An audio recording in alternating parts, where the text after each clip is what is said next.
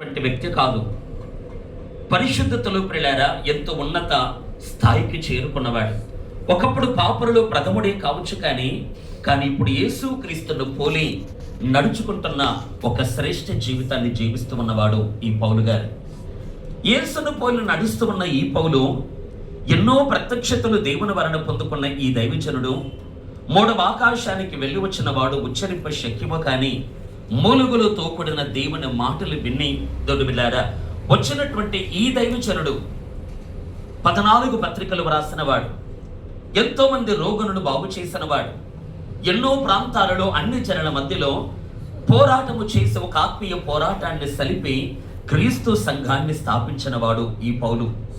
అట్లయితే ఇన్ని ఆత్మీయ ఉన్నతమైనటువంటి అంతస్తులు కలిగిన ఈ దైవజనుడు తాను పలుకుతున్న మాట ఏంటంటే, నేను భయపడుతున్నాను అంటూ ఉన్నాడు. దేవునికి స్తోత్రం. ఏంటండి ఇంత గొప్ప దైవజనుడు భయపడవచ్చా చెప్పండి?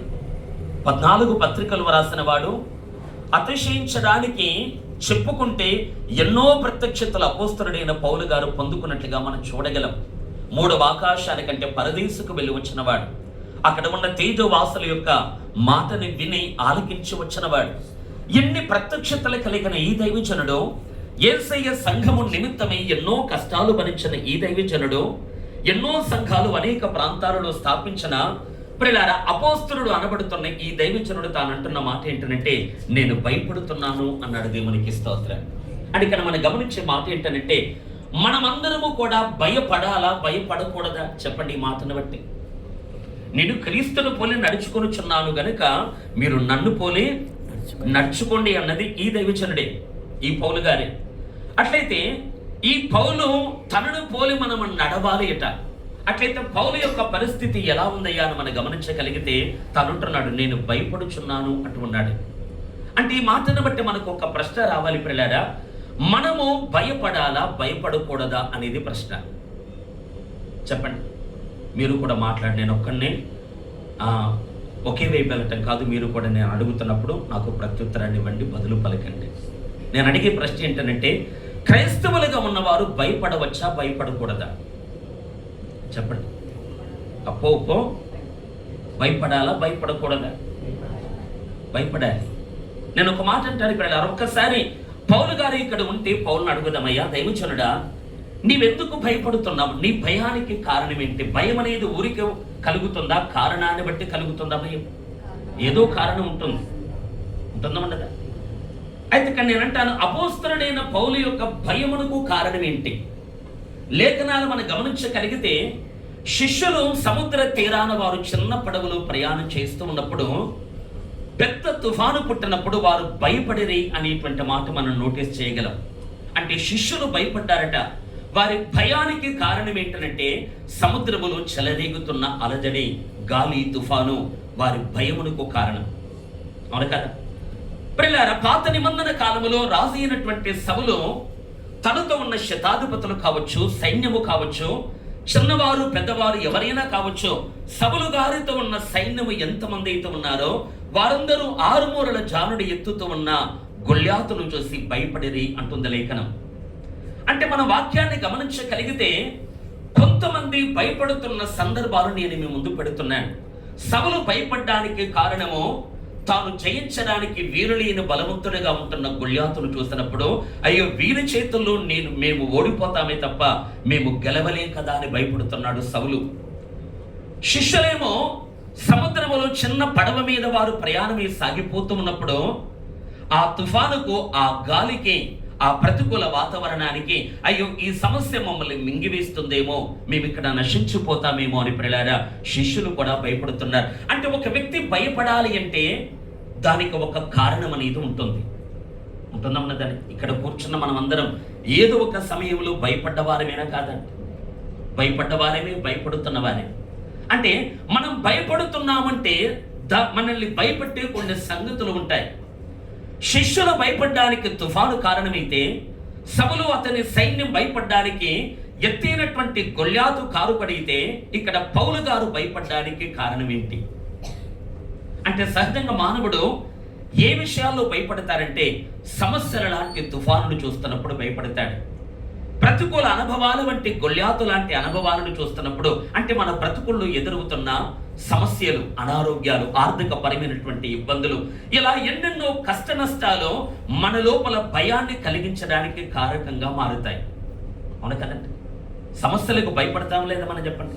అప్పుల బాధ అయినా భయపడతాం, అనారోగ్యాలైనా భయపడతాం, సమస్యలైనా, కష్టాలైనా, నష్టాలైనా, శ్రమలైనా ఏవి కలిగినా కూడా, అంటే తుఫాను లాంటి, గాలి, సముద్రము లాంటి కొన్ని ప్రతికూల పరిస్థితులు మన జీవితంలో కలుగుతున్నప్పుడు మనం భయపడతాం.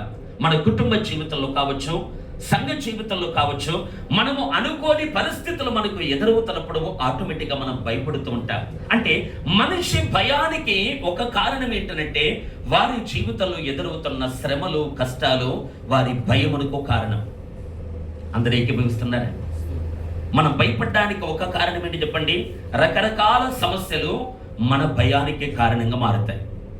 అవును కదండి? సమస్యకు భయపడిన వారు మీ మధ్యలో ఉన్నారా? లేరు అనుకుంటున్నాను. రోగానికి భయపడిన వారు మీ మధ్యలో ఉన్నారంటే లేరు అనుకుంటున్నారు. మన జీవితంలో ఎదురవుతున్న ప్రతికూల పరిస్థితులు ఏవైతే ఉంటాయో అవి మనల్ని భయానికి గురి చేస్తూ ఉంటాయి. అలాగైతే పౌలు గారి జీవితంలో కూడా ఎన్నో కష్టాలు, ఎన్నో నష్టాలు వచ్చాయి. నిజమంటారు కాదండి? అది అధ్యాయంలో మనం చూడగలిగితే తనకు కలిగిన శ్రమల చిట్ట లేదా ఆ లిస్ట్ అంతటిని ఒక పొడవాటి గా రాస్తారు. అక్కడ మనం గమనించగలిగితే అదే 11వ అధ్యాయంలో అక్కడ మాట్లాడుతారు. పిల్లారా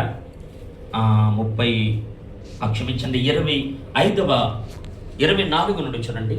యూదుల చేత 5 మార్లు ఒకరు తక్కువ 40 దెబ్బలు తింటిని, ముమ్మారు బెత్తములతో పట్టబడి తిని, ఒకసారి రాళ్లతో పట్టబడి తిని, ముమ్మారు వాడ పగిలి శ్రమపడి తిని, ఒక రాత్రి పగళ్ళు సముద్రములో గడిపి తిని, అనేక పర్యాయములు ప్రయాణముల్లోను, నదుల వల్లైన ఆపదల్లోను, దొంగల వల్లైన ఆపదల్లోను, స్వజుల వల్లైన ఆపదల్లోను, అన్యజనుల వల్లైన ఆపదల్లోను, పట్టణములో ఆపదల్లోను, అరణ్యముల ఆపదల్లోను, సముద్రములో ఆపదలలోను, కపట సహోదరుల వల్ల ఆపదలోను ఉంటేని. ఇక్కడ చాలా సంగతులు పౌలు మాట్లాడితే ఏమంటాడంటే, అక్కడ మనం గమనిస్తూ ఉన్నాం పిల్లారా 23 అంటాడు, వెర్రివాని వలె మాట్లాడుచున్నాను, నేనును మరి ఎక్కువగా క్రీస్తు పరిచారకులను, మరి విశేషంగా ప్రయాసపడితని, మరి అనేక పర్యాయములు చెరసాలలో ఉంటని, అపరిమితముగా దెబ్బలు తింటని, అనేక మారులు ప్రాణాపాయాలలో ఉంటని, యూదుల చేత 5 మారులు ఒకటి తక్కువ 40 దెబ్బలు తింటని,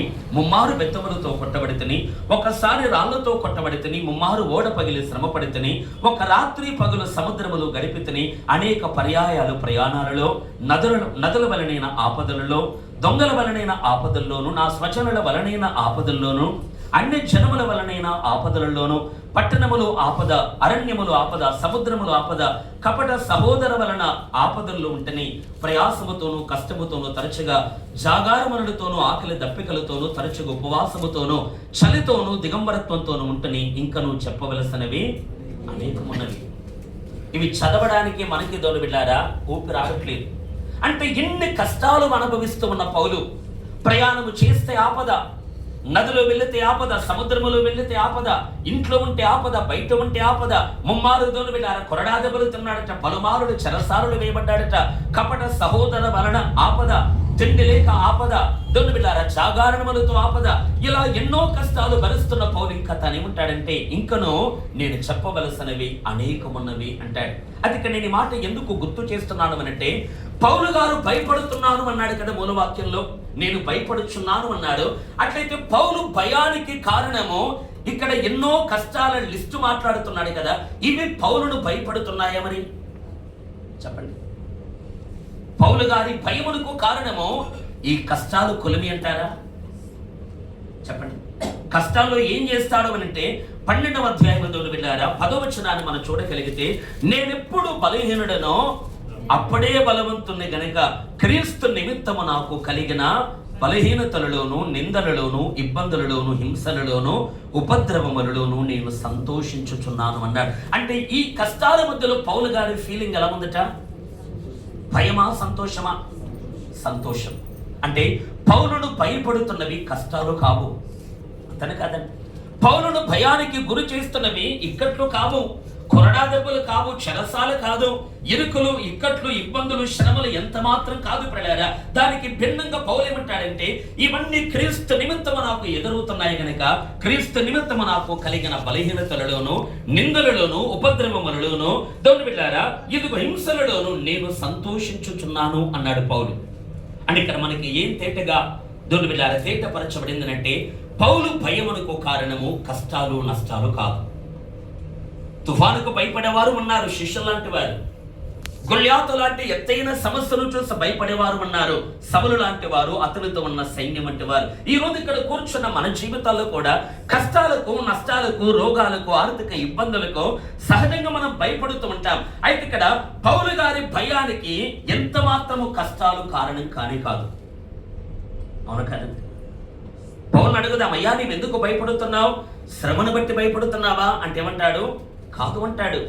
ఉపద్రవాన్ని బట్టి భయపడుతున్నావా? కాదు అంటాడు. హింసను బట్టి భయపడుతున్నావా? నిందలను బట్టి భయపడుతున్నావా? కొరడా దెబ్బల్ని బట్టి భయపడుతున్నావా? క్రీస్తు నిమిత్తము వెర్రివారి వలన మాట్లాడుతున్నావు, సువార్తను బోధిస్తున్నందుకు నీవు ఏడవబడుతున్నావు కదా, అందుకొరకు దైవజనుడా భయపడుతున్నావంటే పౌలు ఏమంటాడంటే, భయం కాదు, నేను వాటిలో సంతోషిస్తున్నాను అన్నాడు పౌలు. నడలేదు. మరి పౌలు గారి భయానికి ఏంటి కారణం? కష్టాలు కాదు కదా, నిందలు, ఇబ్బందులు, ఎరుకులు కాదు కదా. అయినప్పటికీ నేనెంతో భయపడుచున్నాను అని ప్రియులారా తన లోపల ఉన్న దేవుని బిడ్డలారా చెప్పనా శక్యము కానీ కొలతకు మించిన ఒక భయము దైవజనుడు కలిగి ఉండి నేనెంతో భయపడుతున్నాను అని పౌలు మాట్లాడుతున్నాడు. నేను ఇక్కడ చెప్పే మాట ఏంటంటే, దేవుని ప్రియులారా క్రైస్తవులుగా ఈ లోకంలో బ్రతుకుతున్న మనందరికీ ప్రియులారా ఖచ్చితంగా భయం అనేది అవసరం. కానీ ఇక్కడ విషయం ఏంటంటే, దేనికి భయపడాలో దానికే భయపడాలి, దేని యందు సంతోషించాలో దాని యందు సంతోషపడాలి మనం. కానీ ఈరోజు మన జీవితంలో ఏమవుతుందనంటే, సంతోషపడవలసిన సంగతుల పట్ల మనం భయపడుతూ ఉంటాం, భయపడే విషయంలో నిర్లక్ష్యంగా బ్రతుకుతూ ఉంటాం మనం. నా భాష మీకు అర్థమవుతుందండి? నా భాష మీకు అర్థమవుతుందే? మీరు ఇబ్బందిగా ఉందా? మన జీవితంలో ఎలా ఉంటుందండి? భయపడే విషయంలో మనం నిర్లక్ష్యంగా ఉంటాం, సంతోషపడవలసిన విషయంలో మనం భయపడుతూ ఉంటాం. అవును కదా. కష్టాలు, నష్టాలు, ఇబ్బందులు కలిగినప్పుడు పౌలు ఏమంటున్నాడు? నేను సంతోషించుచున్నాను అన్నాడు, నేను ఆనందపడుతున్నాను అన్నాడు. అంటే ఇక్కడ గమనించాలి ప్రియులారా, కష్టములలో భయపడుట క్రైస్తవుని లక్షణంగా ఉండకూడదు. అర్థమవుతుందా అండి? శ్రమలలో భయపడుట ఒక క్రీస్తు సేవకుడిగా మనము అలాంటి అనుభవాన్ని కలిగి ఉండకూడదు. క్రీస్తు నిమిత్తం మనకు కలుగుతున్న ఉపద్రవాలు, హింసలు, నిందలు, అవమానములు ఎన్నైనా కానివ్వండి ప్రియులారా, ఎన్ని మన బ్రతుకుల్లో కలిగినా కూడా వాటికి భయపడుట కాదు, కానీ దానికి భిన్నంగా మనం ప్రభువునందు ఆనందపడాలి. అంటే ఈరోజు మనము చేస్తున్న ఒక పొరపాటు ఏంటంటే, సంతోషించవలసిన పరిస్థితుల్లో మనము భయపడుతూ ఉన్నాం, భయపడవలసిన పరిస్థితుల్లో మనము భయం లేకుండా బ్రతుకుతున్నాం. ఈరోజు మనకు భయం ఉండాలి, కానీ ఏ విషయంలో మనంటే ప్రియులారా, ఎక్కడ మనకు భయం ఉండాలో అక్కడే ఉండాలి, ఎక్కడ మనకు ఆనందం ఉండాలో అక్కడ నిజంగా సంతోషము, ఆనందం మన బ్రతుకుల్లో ఉండాలి. అర్థమవుతుందండి? భయపడే విషయాల్లో భయం కలిగి ఉండాలి, ఆనందపడే విషయాల్లో ఆనందించాలి. దేంట్లో ఆనందపడాలి చెప్పండి? పౌలు గారు చెప్పినట్టుగా దేని యందు సంతోషించాలి? క్రీస్తు నిమిత్తము నాకు ఎన్ని కష్టాలు కలిగినా నేను సంతోషపడతాను. మనమందరం క్రీస్తు కొరకు ఈ మార్గాన్ని ఎంచుకున్నవారు కదా, అవును కదా. డబ్బు కొరకు మనం ప్రభు దగ్గరికి రాలేదు అనుకుంటున్నాను మీరందరూ కూడా. శరీర సంబంధమైన సుఖభోగాల కొరకు యేసుని వెంబడిస్తున్న వారు కాదు మీరు. ఈ జీవన సంబంధమైన విషయాల కొరకే క్రీస్తునందు నిరీక్షించిన దౌర్భాగ్యులం కాదు అని నేను నమ్ముతూ ఉన్నాను. అలాగైతే దేవుని ప్రియులారా, ఈ లోకము కొరకు మనం యేసును ఎన్నుకోలేదు, ఆయన ఉన్న లోకానికి చేరాలి అని, ఆయన కూర్చున్న సింహాసనం మీద మనం కూడా కూర్చోవాలి అని, ఆయనతో యుగ యుగములు పరిపాలించాలి అనేటువంటి ఒక శ్రేష్ట తీర్మానముతో, గురుతో మన ప్రభు దగ్గరికి రాగలిగితే ప్రియులారా, ఆ క్రీస్తును ఎన్నుకున్నందుకు మన బ్రతుకుల్లో ఎన్ని కష్టాలు కలిగినా వాటిలో మనము ఆనందించదుముగాక. హల్లెలూయా. ఎన్ని ఇబ్బందులు యేసు కొరకు కలిగిన వాటి యందు మనము బహుగా సంతోషపడదుముగాక. పౌలు గారికి కష్టాలు కలిగినప్పుడు తాను సంతోషిస్తున్నాడు, అలాగైతే తన భయానికి కారణము కష్టములు, నష్టములు ఎంత మాత్రము కాదు. శిష్యుల భయానికి కారణం తుఫాను, సౌలు అతని సైన్యం యొక్క భయానికి కారణము గొల్యాతు, అలాగే పౌలు గారి భయానికి కారణము ఇలాంటి కష్ట నష్టాలు కాదు, వేరే కారణాన్ని బట్టి పౌలు భయపడుతున్నాడు. అవును కదా? ఎందుకు పౌలు భయపడుతున్నాడు చెప్పండి. ఇప్పుడు కష్టాలను బట్టి భయపడలేదు, కానీ నేను ఎంతో భయపడుచున్నాను అన్నాడు. పౌలా, మరి నీ భయమునకు ఏంటయ్యా కారణం? అడగండి పౌలు ఒక్కసారి. ఏమంటున్నాడు చెప్పండి. ఇక్కడ చదువుకున్న మూల వాక్యంలో, సర్పము తన కుయుక్తి చేత హవ్వను మోసపరచినట్లుగా మీ మనస్సులను చెరపబడి క్రీస్తు ఎడల ఉన్న సరళత నుండి పవిత్రత నుండి తొలగిపోవునేమో అని భయపడుచున్నాను. సింపుల్ గా చెప్పాలంటే, ఏదేను తోటలో జరిగిన ఆ సంఘటన మీ బ్రతుకుల్లో మళ్ళీ రిపీట్ అవుతుందేమో అని భయపడుతున్నాను అన్నాడు పౌలు. దేవునికి స్తోత్రం. ఏదైనా తోటలో ఏం జరిగిందట? సర్పము తన కుయుక్తి చేత హవ్వను మోసగించిందట. అవును కదా? సర్పము హవ్వను మోసగిస్తే పౌలుకి ఎందుకు భయం చెప్పండి. పౌలు చరిత్ర ఎప్పుడు? దేవుని బిడ్డలారా, హవ్వమ్మ చరిత్ర ఎప్పుడండి? హవ్వ ఉన్న కాలములో పౌలు ఉన్నాడా చెప్పండి. ఆదము హవ్వ ఉన్న కాలములో దైవజనుడు పౌలు గారు ఉన్నారా? వారు 4 హవ్వ ఈ లోకములో జీవించిన 4000 సంవత్సరాల తర్వాత ఈ లోకము యొక్క ఉనికిలోనికి వచ్చిన వాడి దైవజనుడు. పౌల ఏదేను తోటలో హవ్వను అపవాది మోసము చేస్తే మరి నీకెందుకు భయము అంటే, పౌలు యొక్క అంతరంగములో ఉన్న ఆలోచన ఏంటంటే, అదే సంఘటన ఈరోజు సంఘములో మళ్ళీ రిపీట్ అవుతుందేమో అని దైవజనుడి భయం. అర్థమవుతుందా? అంటే సంఘములో ఏమి జరగడానికి ఛాన్స్ ఉంటుంది చెప్పండి. ఎవరు యేసుకు ప్రదానం చేయబడ్డారో, ఎవరు నూతన జన్మ అనుభవం ద్వారా, సరైన నీటి బాప్తిస్మము ద్వారా ఒక్కడే పురుషుడు అనబడుతున్న యేసు క్రీస్తునకు ఎవరైతే ప్రదానము చేయబడ్డారో, ప్రియులారా, మనము నూతన జన్మ పొందినప్పుడే మనము యేసుకు ప్రదానము చేయబడ్డ కన్యక మనం. అవును కదా? మనము కొత్త జన్మను పొందుకున్నప్పుడే, మనము తిరిగి జన్మించినప్పుడే ప్రియులారా, ఒక్కడే పురుషుడు అనబడుతున్న యేసునకు మనము ప్రదానము చేయబడిన వారం. ఇక పెళ్లి కొరకు మనం ఎదురు చూస్తున్నామంతే. దేవునికి స్తోత్రం.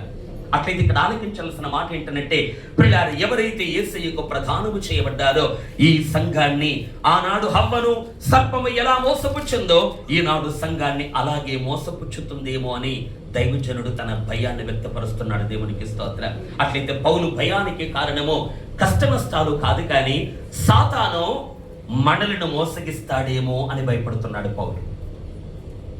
అర్థమవుతుందని చెప్పమాట. అంటే సాతాను లేదా సర్పము మనల్ని మోసగించడానికి ఛాన్స్ ఉందా లేదా అండి? అసలు వాడి పేరేంటండి? సర్పము యొక్క, అపవాది యొక్క పేరేంటి? వాడు మోసగాడు అనేటువంటి నామాన్ని కలిగిన వాడు. సర్వలోకమును మోసపుచ్చువాడి అయినటువంటి అపవాది అని ప్రకటన 12లో మనం చూడగలం. గమనించాలి దేవుని ప్రియులారా, అపవాది ఎవరు, వాడి తత్వం ఏంటి అని మనం గమనించగలిగితే, వాడు ఎలాగైనా మనల్ని మోసము చేయడానికి ఎన్నో రకరకాల కుతంత్రాలతో మన ముందు వచ్చేటువంటి వాడు. అవును కదా? మన బ్రతుకుతున్న ఈ కాలం ఎలాంటి కాలమయ్యా అని మనం ఆలోచించగలిగితే, యేసు ప్రభు ఒలీవల కొండ మీద కూర్చున్నప్పుడు ప్రియులారా, తన శిష్యులు ఆయన దగ్గరికి వెళ్ళి, అయ్యా నీ రాకడకు యుగ సమాప్తికి సూచనలు ఏంటి మాతో చెప్పు అని అడుగుతున్నప్పుడు, యేసయ్య చెప్పిన మొట్టమొదటి సూచన ఏంటి చెప్పండి. శిష్యులు అడిగారు, అయ్యా నీ రాకడ ఎప్పుడు, యుగ సమాప్తి ఎప్పుడు, నీ రాకడకు యుగ సమాప్తికి ముందు జరిగే సూచనలు ఏంటి మాతో చెప్పు అన్నప్పుడు, మొట్టమొదటిగా ప్రభువు చెప్పిన సూచన ఏంటి చెప్పండి. భూకంపాల, కరువుల, వ్యాధుల, రోగాల, యుద్ధ సమాచారాలు ఇవన్నీ మనకు తెలుసు. కానీ వీటన్నిటికంటే మొదట చెప్పిన సూచన ఏంటంటే, ఎవడును మిమ్మల్ని మోసపరచనీయకండి అన్నాడు. దేవునికి స్తోత్రం. అనేకులు నా పేరిట వచ్చి నేనే క్రీస్తునని మీతో మాట్లాడుతాను అన్నాడు. అంటే యేసు క్రీస్తు రెండవ రాకడ దినాలలో క్రైస్తవ సంఘములో జరుగుతున్న ఒక భయంకరమైన సూచన ఏంటంటే, అనేకులు మోసగించబడేటువంటి పరిస్థితులు మనము కన్నులారా చూస్తాం. దేవునికి స్తోత్రం. ఎక్కడో జరుగుతున్న సూచనను మనం వింటున్నాం. అంజురపు చెట్టు చిగుర్చుట మనం చూస్తున్నాం. భూకంపాలు కలిగటం మనం చూస్తున్నాం. యుద్ధ సమాచారాల గురించి ప్రతిరోజు మనం వింటున్నాం. దేశం మీదకి దేశము, రాజ్యం మీదకి రాజ్యము లేస్తూ ఉన్నాయి. యేసు రాకడ సూచనలన్నీ నెరవేర్చబడుతున్నాయి. దేశములు, ప్రపంచములు ప్రకారం నలుమూలల్లో ఎక్కడెక్కడ ఏ సూచనలు జరుగుతున్నాయో వాటిని మనం నేర్చుకుంటున్నాం. కానీ క్రైస్తవ సంఘములో జరిగే సూచనను మనం పసిగట్టలేకపోతున్నాం.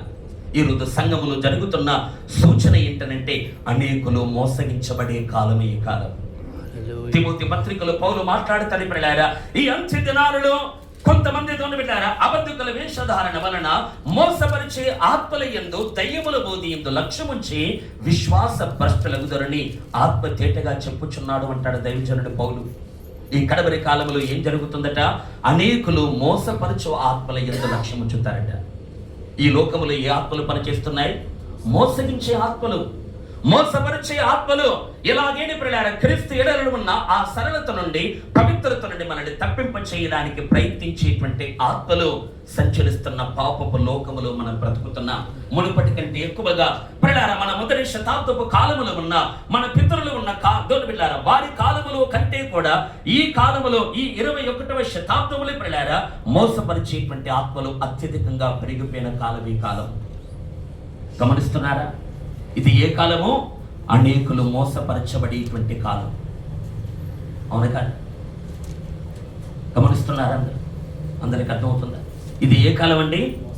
అనేకులు మోసపరచబడేటువంటి కాలం. అని ఇక్కడ పౌలు యొక్క మాటలో ఉన్న అంతరార్థాన్ని మనం చూడగలిగితే, ఇదిగో సర్పము తన కుయుక్తి చేత హవ్వను మోసపరిచినట్లుగా అలాగే మిమ్మల్ని కూడా మోసగిస్తాడేమో అని ప్రియులారా నేను భయపడుతున్నాను అన్నాడు పౌలు. అంటే ఇక్కడ ఈరోజు విశ్వాసులుగా మనము ఏ విషయంలో భయపడాలి అనంటే, శ్రమలకు కాదు, కష్టాలకు కాదు, కానీ నేను ఏ మార్గములోనికి నడవడానికి నా జీవితాన్ని అప్పగించుకున్నానో ఆ త్రోవలో నుండి ఒకవేళ నేను తప్పిపోతానేమో అనే భయం మనకు కలిగి ఉండాలి. అర్థమవుతుందా? మనం రక్షణ పొందిన తొలి దినమున ప్రియులారా, ఏ సమర్పణతో మన జీవితాన్ని దేవునికి అంకితము చేశామో, మనము నీటి బాప్తిస్మాన్ని తీసుకున్న తొలి దినమున అయ్యా ఇక బ్రతికైతే నీ కొరకే అని ప్రియులారా మన జీవితాన్ని దేవునికి అంకితము చేసుకొని, నేను లోకములోనికి వెళ్ళను, నేను నీ కొరకే నమ్మకంగా బ్రతుకుతాను అని ప్రియులారా ఎలాంటి తీర్మానమైతే మనము చేసుకున్నామో ఈ రోజు ప్రియులారా ఆ తీర్మానములో నుండి ఒకవేళ నేను తొలగిపోతానేమో అనే ఒక భయం మనం ఎల్లప్పుడూ కలిగి ఉండాలి. దేవునికి స్తోత్రం. క్రీస్తు ఎడల ఉన్న ఆ సరళత నుండి నేను తొలగిపోతానేమో, ఆ తిన్నని మార్గం నుండి నేను తప్పిపోతానేమో, నా మనస్సు చరచబడుతుందేమో, ఇదిగో ఒకడే పురుషుడు అనబడుతున్నా యేసుకు ప్రధానము చేయబడ్డ నేను, ఇదిగో ఆయన నన్ను పెళ్లి చేసుకొని ఒక దౌర్భాగ్యపు స్థితిలోనికి నేను నెట్టివేయబడతానేమో అనే ఒక భయము మన జీవితంలో కలిగి ఉండాలి. అర్థమవుతుందండి? కష్టాలకు భయపడకూడదు, కష్టాలలో సంతోషపడాలి. కానీ ఏ విషయంలో భయపడాలి? అందరం చెప్పండమ్మా. ఏ విషయంలో భయపడాలి?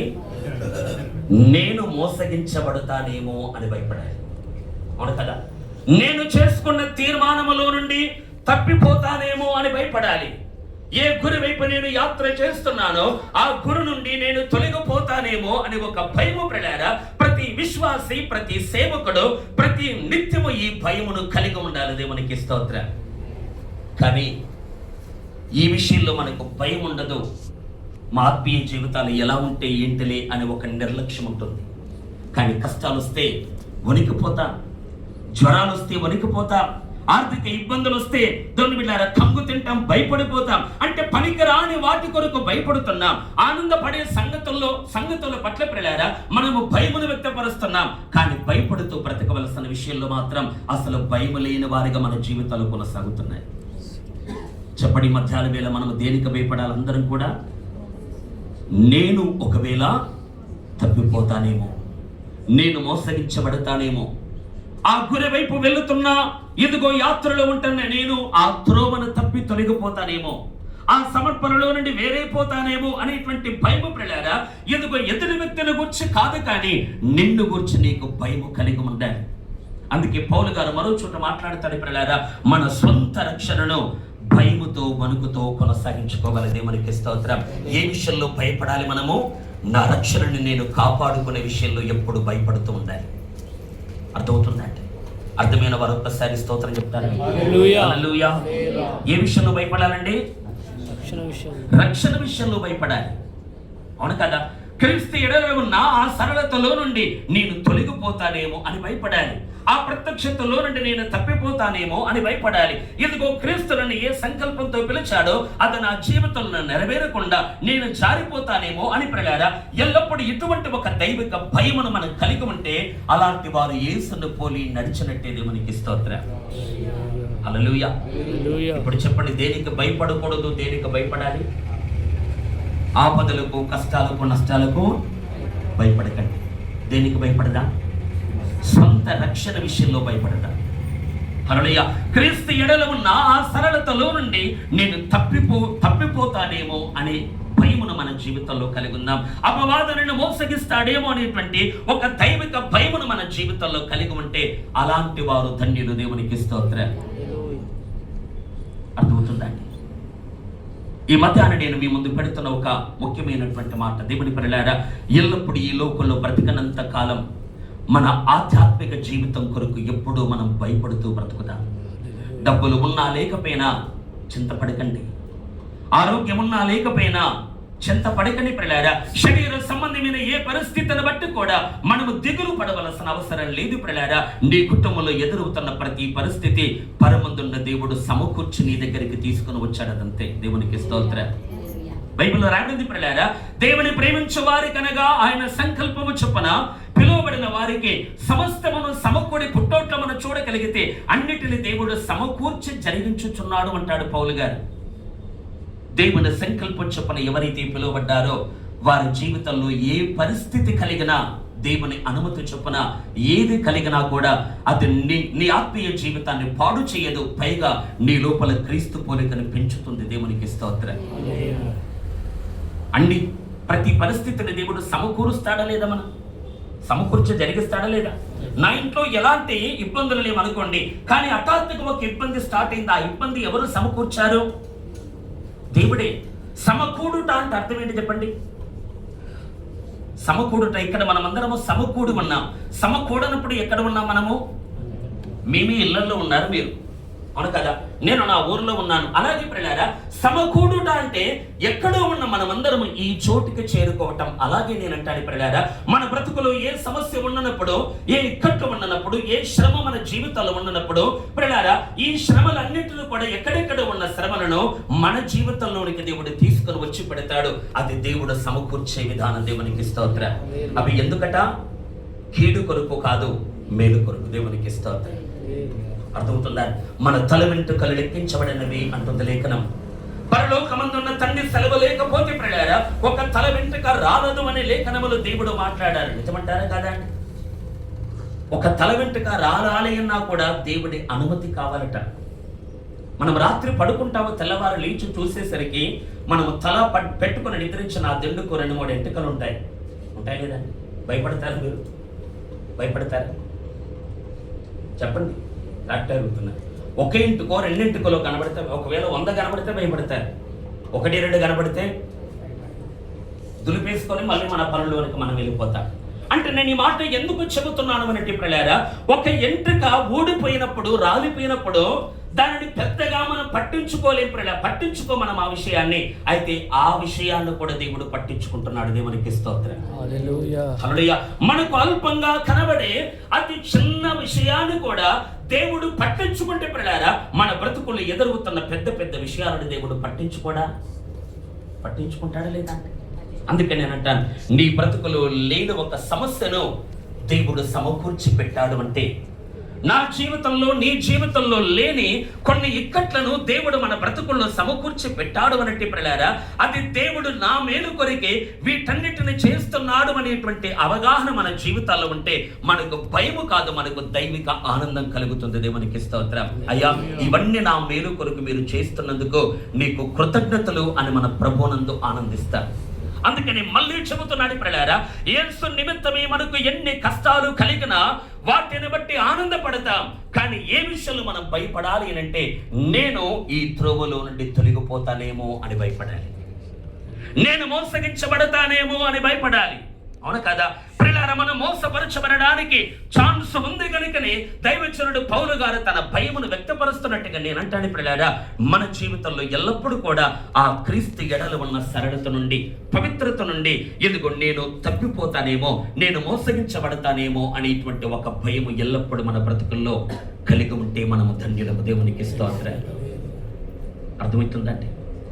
భయపడకూడని విషయాల కొరకు భయపడుతున్నాం. సంతోషపడవలసిన విషయాల్లో దేవుని బిడ్డలారా మనం భయపడుతూ ఉన్నాం. ఎక్కడ మనం భయపడాలో అక్కడ ఏమాత్రము భయము లేక నిర్లక్ష్య వైఖరి మనం కొనసాగిస్తున్నాం. అది మన జీవితంలో తొలగిపోనుగాక. హల్లెలూయా. అటువంటి స్థితి మన కన్నులకు ప్రియులారా ఒక పరిపూర్ణమైన ప్రత్యక్షత కలుగునుగాక. మన మనోనేత్రాలు తేటగా వెలిగించబడుగాక ప్రియులారా. నేను మాటి మాటికి చెప్పే ఈ ప్రకటన మన అంతరంగములో లిఖించబడాలి. ప్రభువా, ఇదిగో నేను నా రక్షణ కొరకు భయపడతాను తప్ప మిగతా ఏ పరిస్థితికి నేను భయపడను. నీ వాక్యానికి భయపడతాను, నీ ఉపదేశానికి భయపడతాను, నీకు భయపడతాను. అయ్యా, నీవు నాకు ఏ గురునైతే నిర్ణయించావో ఆ గురులో నుండి తొలగిపోతున్నానేమో అనే భయమును నేను కలిగి ఉంటాను. అపవాది చేత నేను మోసగించబడతానేమో అనే భయమును నేను కలిగి ఉంటానని ఈరోజు ఇట్టి తీర్మానం మనము చేయదుముగాక. హల్లెలూయా. అయితే ఒక మాట నేను చెప్పగలుగుతున్నాను. ఎవరిని మోసగించింది సర్పము? మూలవాక్యంలో ఎవరిని మోసగించింది? సర్పము తన కుయుక్తి చేత హవ్వను మోసగించింది. ఒక మాట నేను అంటాను, ఏదేను తోటలో ఎవరెవరు మోసపోయారండి? నా ప్రశ్న మీకు బోధపడుతుందో లేదో? ఏదేను తోటలో ఎవరెవరు మోసగించబడ్డారు చెప్పండి? ఆదాము, హవ్వ. నిజమంటారా? ఒకసారి తిమోతి పత్రికలో ఒక మాట చూద్దాం.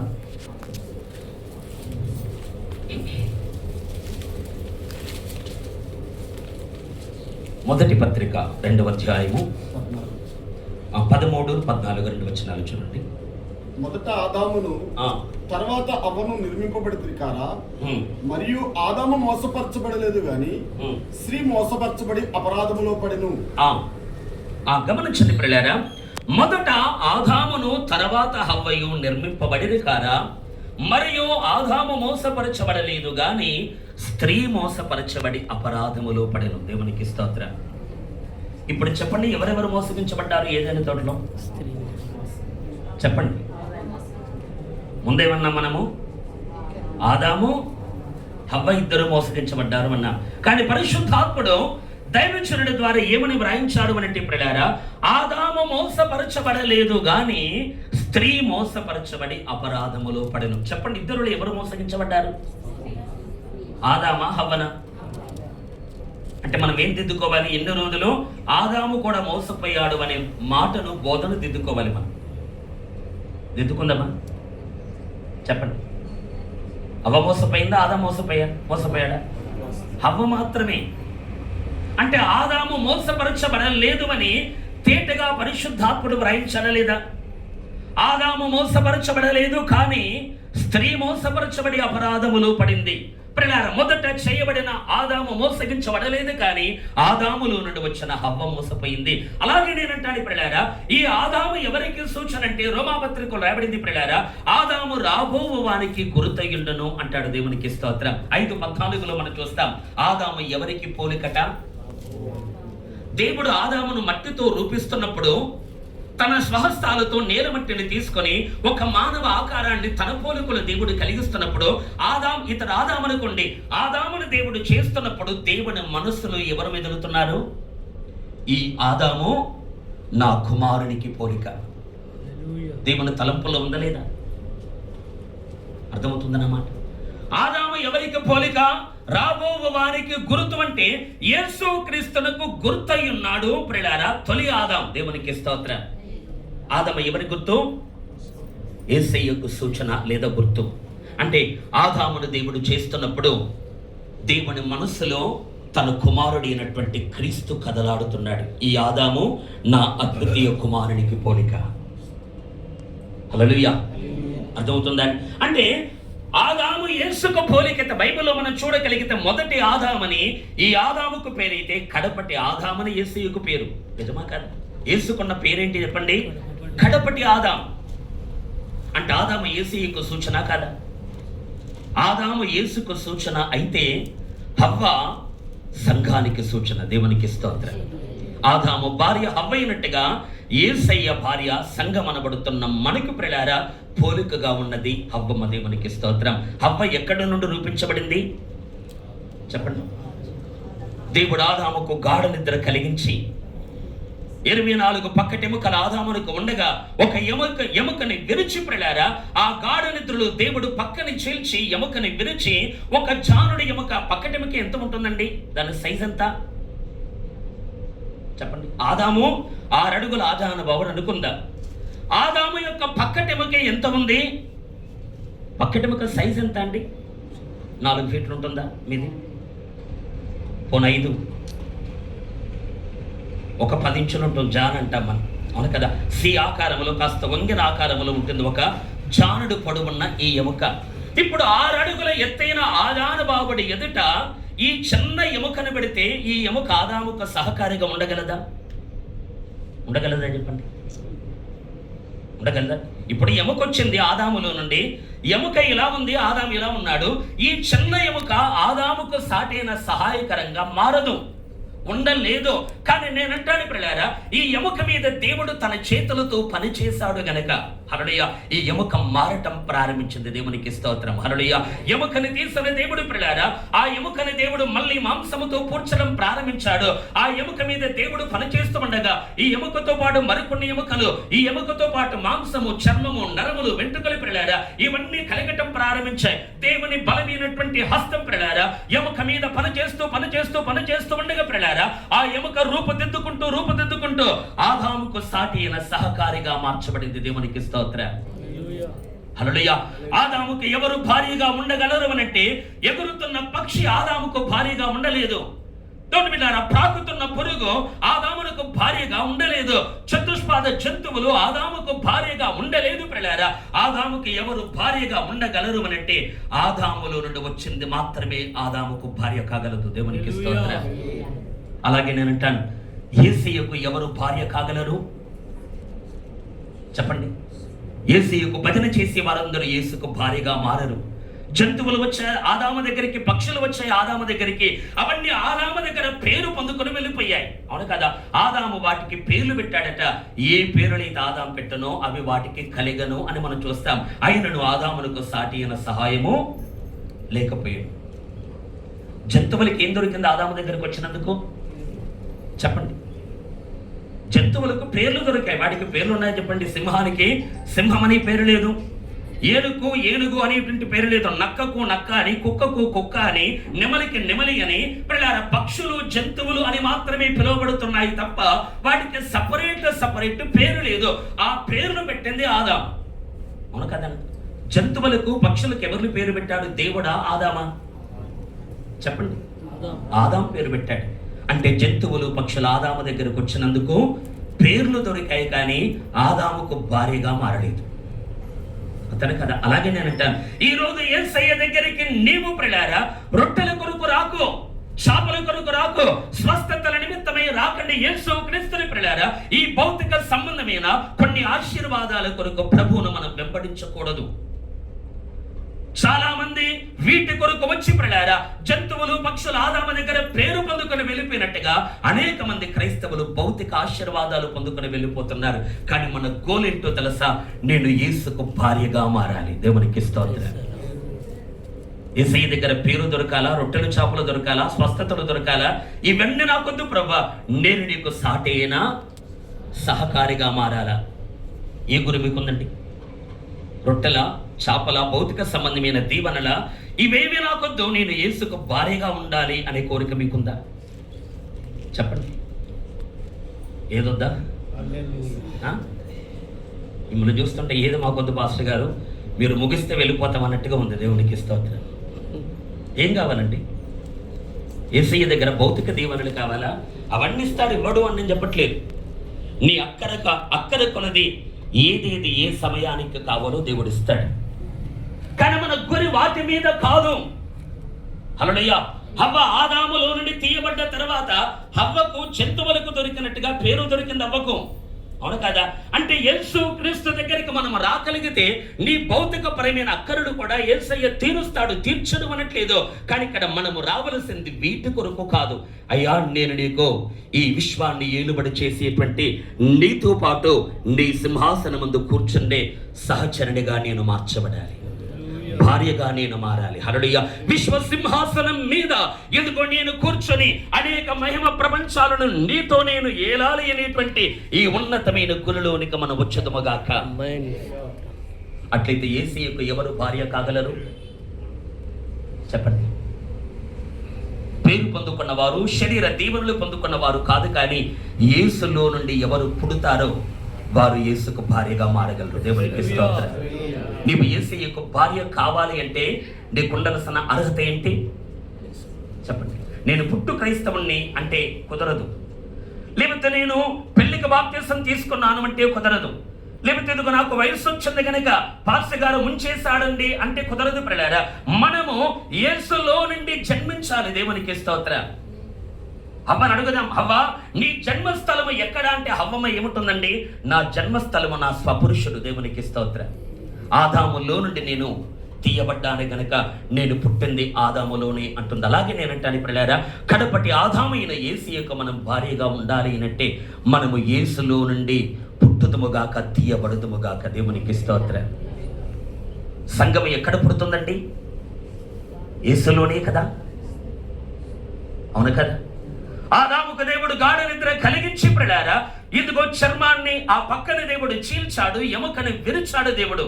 ఆదాముకు బాధ కలిగిందా చెప్పండి? ఎముకని విరిచినప్పుడు ఆదాముకు భార్య ఆ బాధ కలిగిందా? పక్కన చీలుస్తూ ఉన్నప్పుడు ఆదాముకు బాధ కలిగిందంటే లేదు ప్రియులారా. ఆ పెయిన్ ఏమీ తెలియకుండా గాఢ నిద్ర కలిగించాడు అంటే మత్తు మందించాడు దేవుడు. ఒక కోణమును చెప్పాలంటే ఆదాముకి ఏ బాధ తెలియలేదు. అలాగే నేనంటాను, కలువరి శిలువ మరణములో సంఘము జన్మించింది. దేవునికి స్తోత్రం. హల్లెలూయా. ఆదాము గాఢ నిద్ర పోతున్నప్పుడు హవ్వకు దోను బిడ్డారా జన్మ కలిగినట్టుగా ప్రియులారా యేసయ్య పొందుకున్న గాఢ నిద్ర ఏంటో తెలుసా? ఘోరాతి ఘోరమైన శిలువ శ్రమల మరణములో సంఘము జన్మించింది. దేవునికి స్తోత్రం. నిద్ర మరణముతో పోల్చినట్టుగా వాక్యంలో మనం గమనించగలం. నిద్ర దేంతో పోల్చబడింది? మరణముతో పోల్చబడింది కొన్నిసార్లు. అట్లయితే యేసయ్య మరణములో మనం పుట్టాం. అయితే ఇక్కడ మార్పు ఏంటంటే ఆదాము పక్క చీల్చబడుతున్నప్పుడు ఆదాముకు నొప్పి తెలియలేదు, కానీ యేసయ్య పక్క చీల్చబడుతున్నప్పుడు నొప్పి తెలిసింది. కొరడా దెబ్బలు తింటున్నప్పుడు నొప్పి తెలిసింది. మేకులతో కొట్టబడుతున్నప్పుడు నొప్పి తెలిసింది. ముళ్ళ కిరీటాన్ని అల్లి తల మీద పెట్టి ఈటుతో బాదుతున్నప్పుడు యేసయ్యకు నొప్పి తెలిసింది. ప్రియులారా, ఏ నొప్పి లేకుండా ఆదాము హవ్వకు జన్మనిచ్చాడు, కానీ యేసయ్య మాత్రం ప్రసవ వేదన పడుతూ మనకు జన్మనిచ్చాడు. హల్లెలూయా. ఆదాముకి ఎందుకు నొప్పి రాలేదు, యేసయ్యకి ఎందుకు నొప్పి వచ్చిందనంటే ఆదాము దేవుని బిడ్డలారా హవ్వను కంటున్నప్పుడు లోకములో పాపము లేదు కనుక శిక్ష ఆదాముకు రాలేదు. కానీ యేసయ్య సంఘాన్ని కంటున్నప్పుడు లోకమంతా పాపము చేత నింపబడింది కనుక శిక్షను భరించాడు ఆయన. దేవునికి స్తోత్రం. హల్లెలూయా.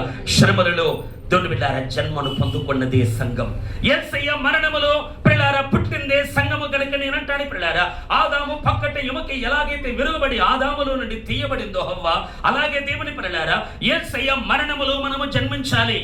అంటే నీవు యేసు వద్దకు శరీర సంబంధమైన దీవెనల కొరకు కాకుండా ప్రియులారా, అయ్యా నీవు నా నిమిత్తమే మరణించావు, నా పాప జీవితాన్ని నేను వదులుకుంటాను అని మార్పు చెందిన నీ జీవితాన్ని అప్పగించుకొని ప్రియులారా కన్నీళ్లతో నీ పాప జీవితాన్ని వదిలిపెట్టి కన్నీళ్లతో యేసయ్యను నీ బ్రతుకుల్లో చేర్చుకొని నీవు కొత్త జన్మను పొందుకుంటే నీవు యేసయ్య మరణములో పుట్టినట్టు లెక్క. మనం పుట్టినప్పుడు మన సైజు జానే ఉంది. ఆ ఎముక సి ఆకారములో ఉన్న పక్కటి ఎముక ఎలాగైతే ఉందో మనము కొత్తగా జన్మించినప్పుడు ప్రియులారా మనము ఏ రూపం లేని వారుగా ఉన్నాం, అంతనే కదా. ఇప్పుడు ఆ పక్కటి ఎముకకు ఆదాము రూపం ఏమైనా ఉందా చెప్పండి? ఆదాములో నుండి తీయబడింది ఎముక. ఇది ఎముక అనుకోండి ప్రియులారా. ఆదాముకున్న పోలికల్లో ఒక్క పోలికైనా ఈ ఎముకకుందా చెప్పండి? పుట్టినప్పుడు అసలు ఆదాము పోలికే వేరు, ఎముక పోలికే వేరు. కానీ కాసేపు దేవుడు పనిచేసిన తర్వాత ఆదాము ఏమంటాడు? మెలకువలోకి వచ్చిన తర్వాత ఆ అందమైన స్త్రీని దేవుని బిడ్డలారా స్త్రీమూర్తిని దేవుడు ఆదాముందు నిలబెట్టిన తర్వాత ఇదిగో నీవు నరునిలో నుండి తీయబడితివి అన్నాడు. దేవునికి స్తోత్రం. హల్లెలూయా.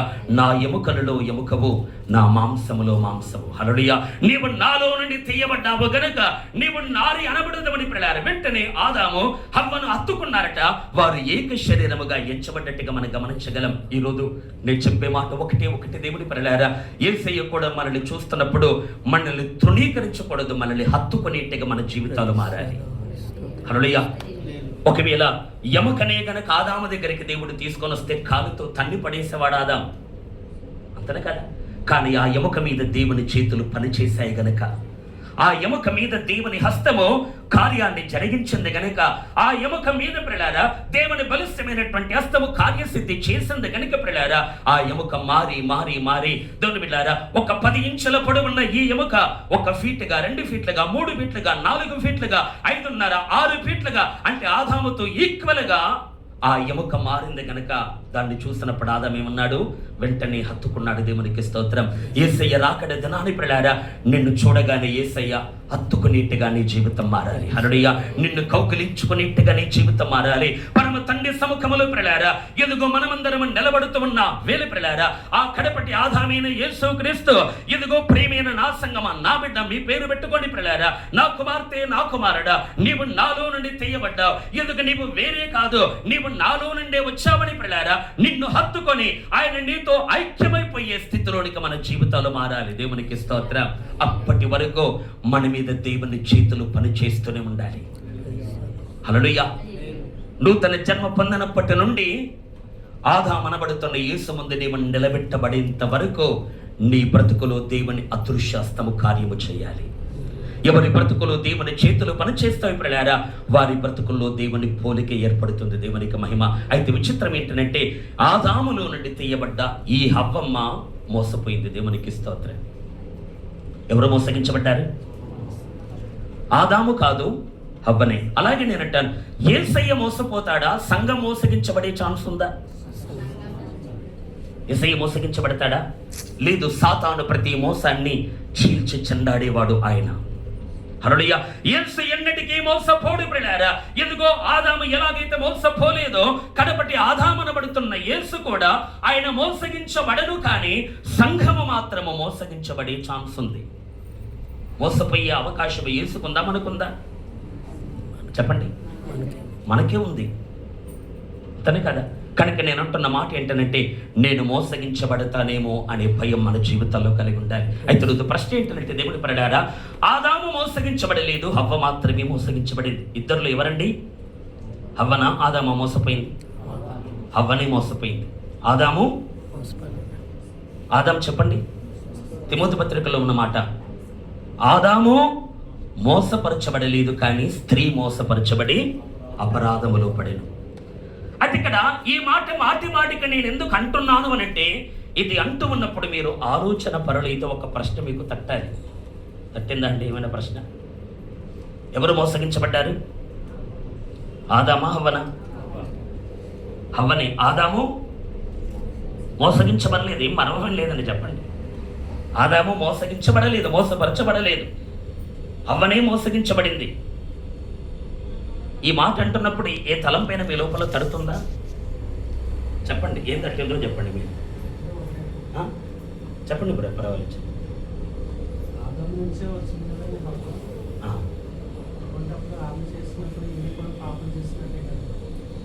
ఓకే. అంటే అవ్వ తప్పు చేసింది కనుక ఆదాం కూడా తప్పు చేసినట్టే కదా అనేది బ్రదర్ క్వశ్చన్. కానీ బైబిల్ ఏమంటుందండి? పరిశుద్ధాత్మ ఏమని రాయించాడు? ఆదాము మోసపరచబడలేదు. క్లారిటీ ఇచ్చేసాడంతే. అవును కదా. ఆదాము మోసపరచబడలేదు. మోసపరచబడి ఉండొచ్చు, లేకపోతే మోసపరచబడకుండా ఉండొచ్చు అని డౌట్ఫుల్గా చెప్పట్లేదు పరిశుద్ధాత్ముడు. ఆదాము మోసపరచబడలేదు అంతే. హవ్వనే మోసగించబడి అపరాధములో పడింది. ఆదాము మోసపరచబడలేదు, హవ్వ మోసగించబడింది అని మాటికి చెబుతున్నాడు కదా. మరి ఆదాము మోసపోనప్పుడు పండు ఎందుకు తిన్నాడు ఆదాము? చెప్పండి. ఈ ప్రశ్న రావాలా లేదా? హవ్వమ్మ పండు ఎందుకు తిన్నావంటే సర్పమనను మోసపుచ్చింది కనుక తిన్నానంటే బాగుంటుంది. మరి ఇప్పుడు ఆదామని అడుగుతాం, ఆదామా నువ్వు మోసగించనేబడలేదు కదా, ఎందుకు పండు తిన్నావు?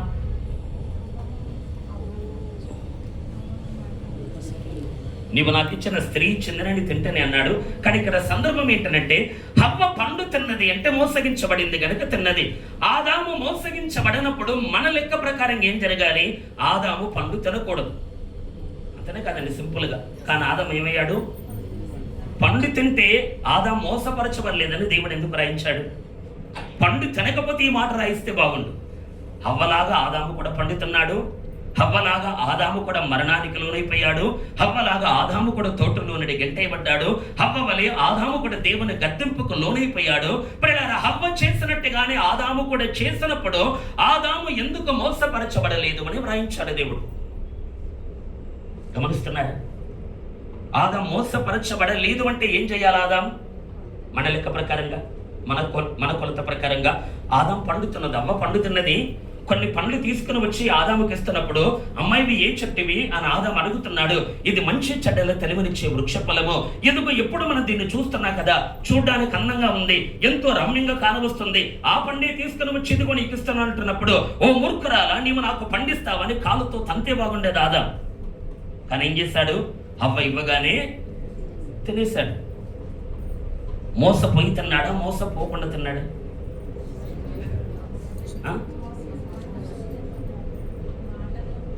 మోసపోయి తిన్నాడా, మోసపోకుండా తిన్నాడు? ఇది ఒక్కటే మాట.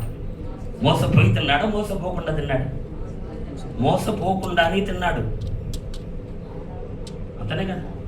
మోసపోయి తిన్నాడంటే పరిశుద్ధాత్మ స్వరానికి మనం వ్యతిరేకంగా మాట్లాడుతున్నట్టు లెక్క. ఆదాము కూడా మోసపోయాడు అంటే పరిశుద్ధాత్మ మాటతో మనం ఏకీభవించట్లేదు అని అర్థం. అందుకని మళ్ళీ జ్ఞాపకం చేస్తున్నాడు ప్రియులారా, ఆదాము మోసపరచబడలేదు, కానీ పండుతున్నాడు. ఎందుకు తిన్నాడు చెప్పండి? నేను ఎక్కువ లాగిన్ చేయను, ఒక్కసారి మీరు ఆలోచించాలని కాస్త టైం మీకు ఇస్తున్నాను అంతే. మోసపరచబడినప్పుడు ఎందుకు తిన్నావు ఆదాం? నేను కూడా చాలాసార్లు చెప్పాను, ఆదాం మోసపోయాడని ఉద్యోగ ప్రసంగాలు చేసిన వ్యక్తిని నేను కూడా. కానీ ఆదాము మోసపరచబడలేదని నా మాట కాదు, బైబిల్ చెప్తున్న మాట. అంతనే కదా. ఆదామా, నీవు మోసగించబడినప్పుడు ఎందుకు తిన్నావు పండు? ఒకవేళ ఇలా అనుకోండి, హవ్వమ్మ పండు తెచ్చి ఇస్తున్నప్పుడు, అమ్మా ఇది నిషిద్ధమైన పండు కదా, దీన్ని తినొద్దు అని ఒకవేళ ఆదాము తినకుండా ఉంటే ఎలా ఉండేది చెప్పండి చరిత్ర? ఆదాం పండు తిన్నాడు అనేది బైబిల్లో ఉంది. కానీ ఇప్పుడు నేనేమంటానంటే, హవ్వ తెచ్చిన పండు ఆదాము తినకుండా పక్కకు పెట్టేశాడు అనుకోండి, ఎలా ఉండేది ఏదైనా తోటలో చరిత్ర? మీరే చెప్పండి, ఎలా ఉండేది? హవ్వేమో తిన్నది, ఆదామేమో తినలేదు అనుకోండి, ఎలా ఉంటుంది చరిత్ర? ఇద్దరు పండు తిన్నారు కానీ ఇద్దరు దిగంబరులు అయ్యారు. ఇద్దరు పండితున్నారు కానీ ఇద్దరు శాపగ్రస్తులుగా మారి తోట నుండి గెట్టివేయబడ్డారు. కానీ ఇక్కడ నేను ప్రశ్న ఏమిస్తున్నానంటే, హవ్వ పండుతున్నది, ఆదాముకి ఇవ్వబోతున్నప్పుడు ఆదాము తినలేదు అనుకోండి, అప్పుడు ఏం జరిగేది ఏదైనా తోటలో చెప్పండి?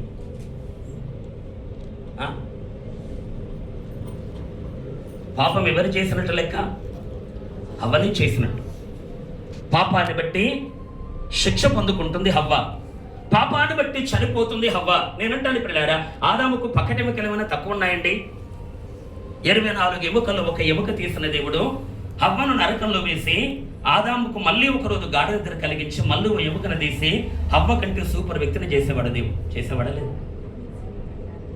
నేను ఒక మాట అంటాను పిల్లారా, ఆదాము ఏదైనా తోటలో తెలివి తక్కువ వాడిగా బ్రతుకుతున్నాడు అనుకోకండి దయచేసి. మిమ్మల్ని జ్ఞాపకం చేస్తున్నాను, ఏదైనా తోటలో ఆదాము ప్రియులారా, నేను జ్ఞాపకం చేసే మాట ఏంటంటే, సుమారు 100 సంవత్సరములు వారు పాపము లేకుండా ఏదైనా తోటలో జీవించారు. వారి వయస్సు లెక్క గడితే ఆ లెక్క మనకు బయటకు వస్తుంది. సుమారు 100 ఏండ్లు. దేవునికి స్తోత్ర.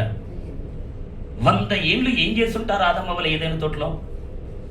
పాపము లేదు ఉందండి. ప్రతిరోజు దేవునితో మాట్లాడుతున్నారు, ప్రతిరోజు దేవుని స్వరమును దేవుని వినగలుగుతూ ఉన్నారు, ప్రతిరోజు ఉచ్చరింప శక్యముగానే దేవుని ఆలోచన వారు నేర్చుకుంటూ ఉన్నారు. నేనంటాను, ఈ 100 ఏండ్లు ఆదాము ఏం నేర్చుకుని ఉంటాడు చెప్పండి? ప్రతిరోజు దేవుడు వస్తున్నాడు కదా, వస్తున్నాడా లేదా? వచ్చి ఏం చేస్తుంటాడు ఆదాము దగ్గరికి? దేవుడు వచ్చి, ఆదామా అన్నం తిన్నావా, ఈరోజు ఏం కూర, ఏంటి స్పెషల్ అని అడిగి వెళ్ళిపోయి ఉంటాడా చెప్పండి? దేవుడు ఏం చేస్తాడు తెలుసా? ఒక వ్యక్తితో దేవుడు సహవాసం చేస్తున్నప్పుడు తన మనస్సులో ఉన్న సంగతులను దేవుడు పంచుకుంటాడు. దేవునికి స్తోత్రం. బైబిల్లో రాయబడింది ప్రియులారా, తేజో నక్షత్రమా వేకువ చుక్క అని ఏ సాతానుని గురించి లేఖనములో రాయబడింది ప్రియులారా. వాడు పాపములో పడకమునుపు యెహెజ్కేలు గ్రంథములో మనం చూస్తాం ప్రియులారా, నీకు మర్మమైనది ఏదియూ లేదు అన్నాడు దేవుడు. తేజో నక్షత్రానికి తెలియని సంగతి ఏదైనా ఉందా అండి? వాడికి ఎన్నో మర్మాలు తెలుసట. నీకు మర్మమైనది ఏది లేదు అన్నాడు దేవుడు. నీకు మరుగైనది ఏది లేదు అన్నాడు దేవుడు. నీవు దానియేలు కంటే జ్ఞానవంతుడు అన్నాడు దేవుడు. పిల్లారా, అంటే ఈ మర్మాలన్నీ ఎక్కడ నేర్చుకున్నాడు ఈ తేజ నక్షత్రం? చెప్పండి చెప్పండి. దేవుడే నేర్పించి ఉంటాడు. మర్మములు బయలుపరచువాడు పరలోకమందు ఉన్నాడు అన్నాడు దానియేలు. దేవునికి స్తోత్రం. హల్లెలూయా.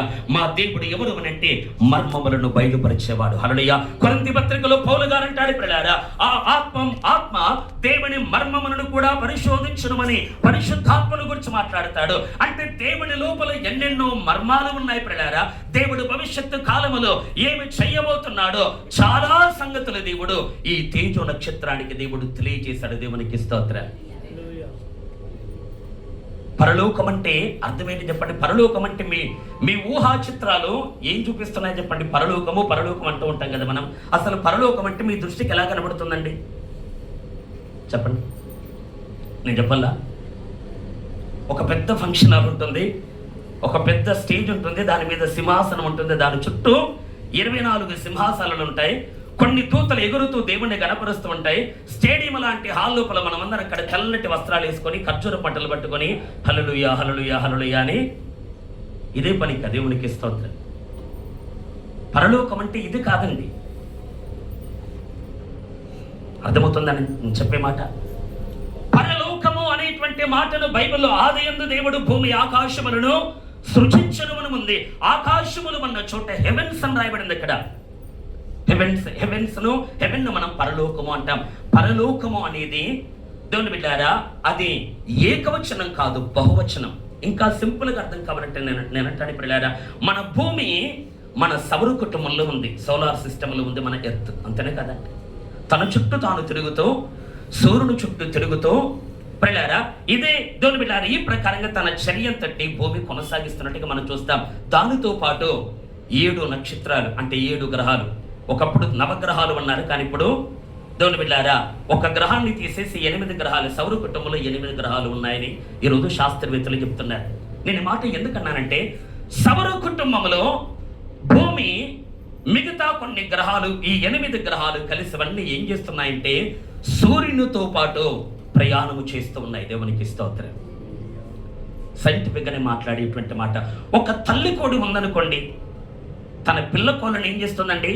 తన వెంటేసుకొని ఊరంతా తిరుగుతుంది. అలాగే సూర్యుడు కూడా 8 గ్రహాలు వెంట పెట్టుకొని విశ్వంలో తన కక్షలో తిరుగుతున్నాడు.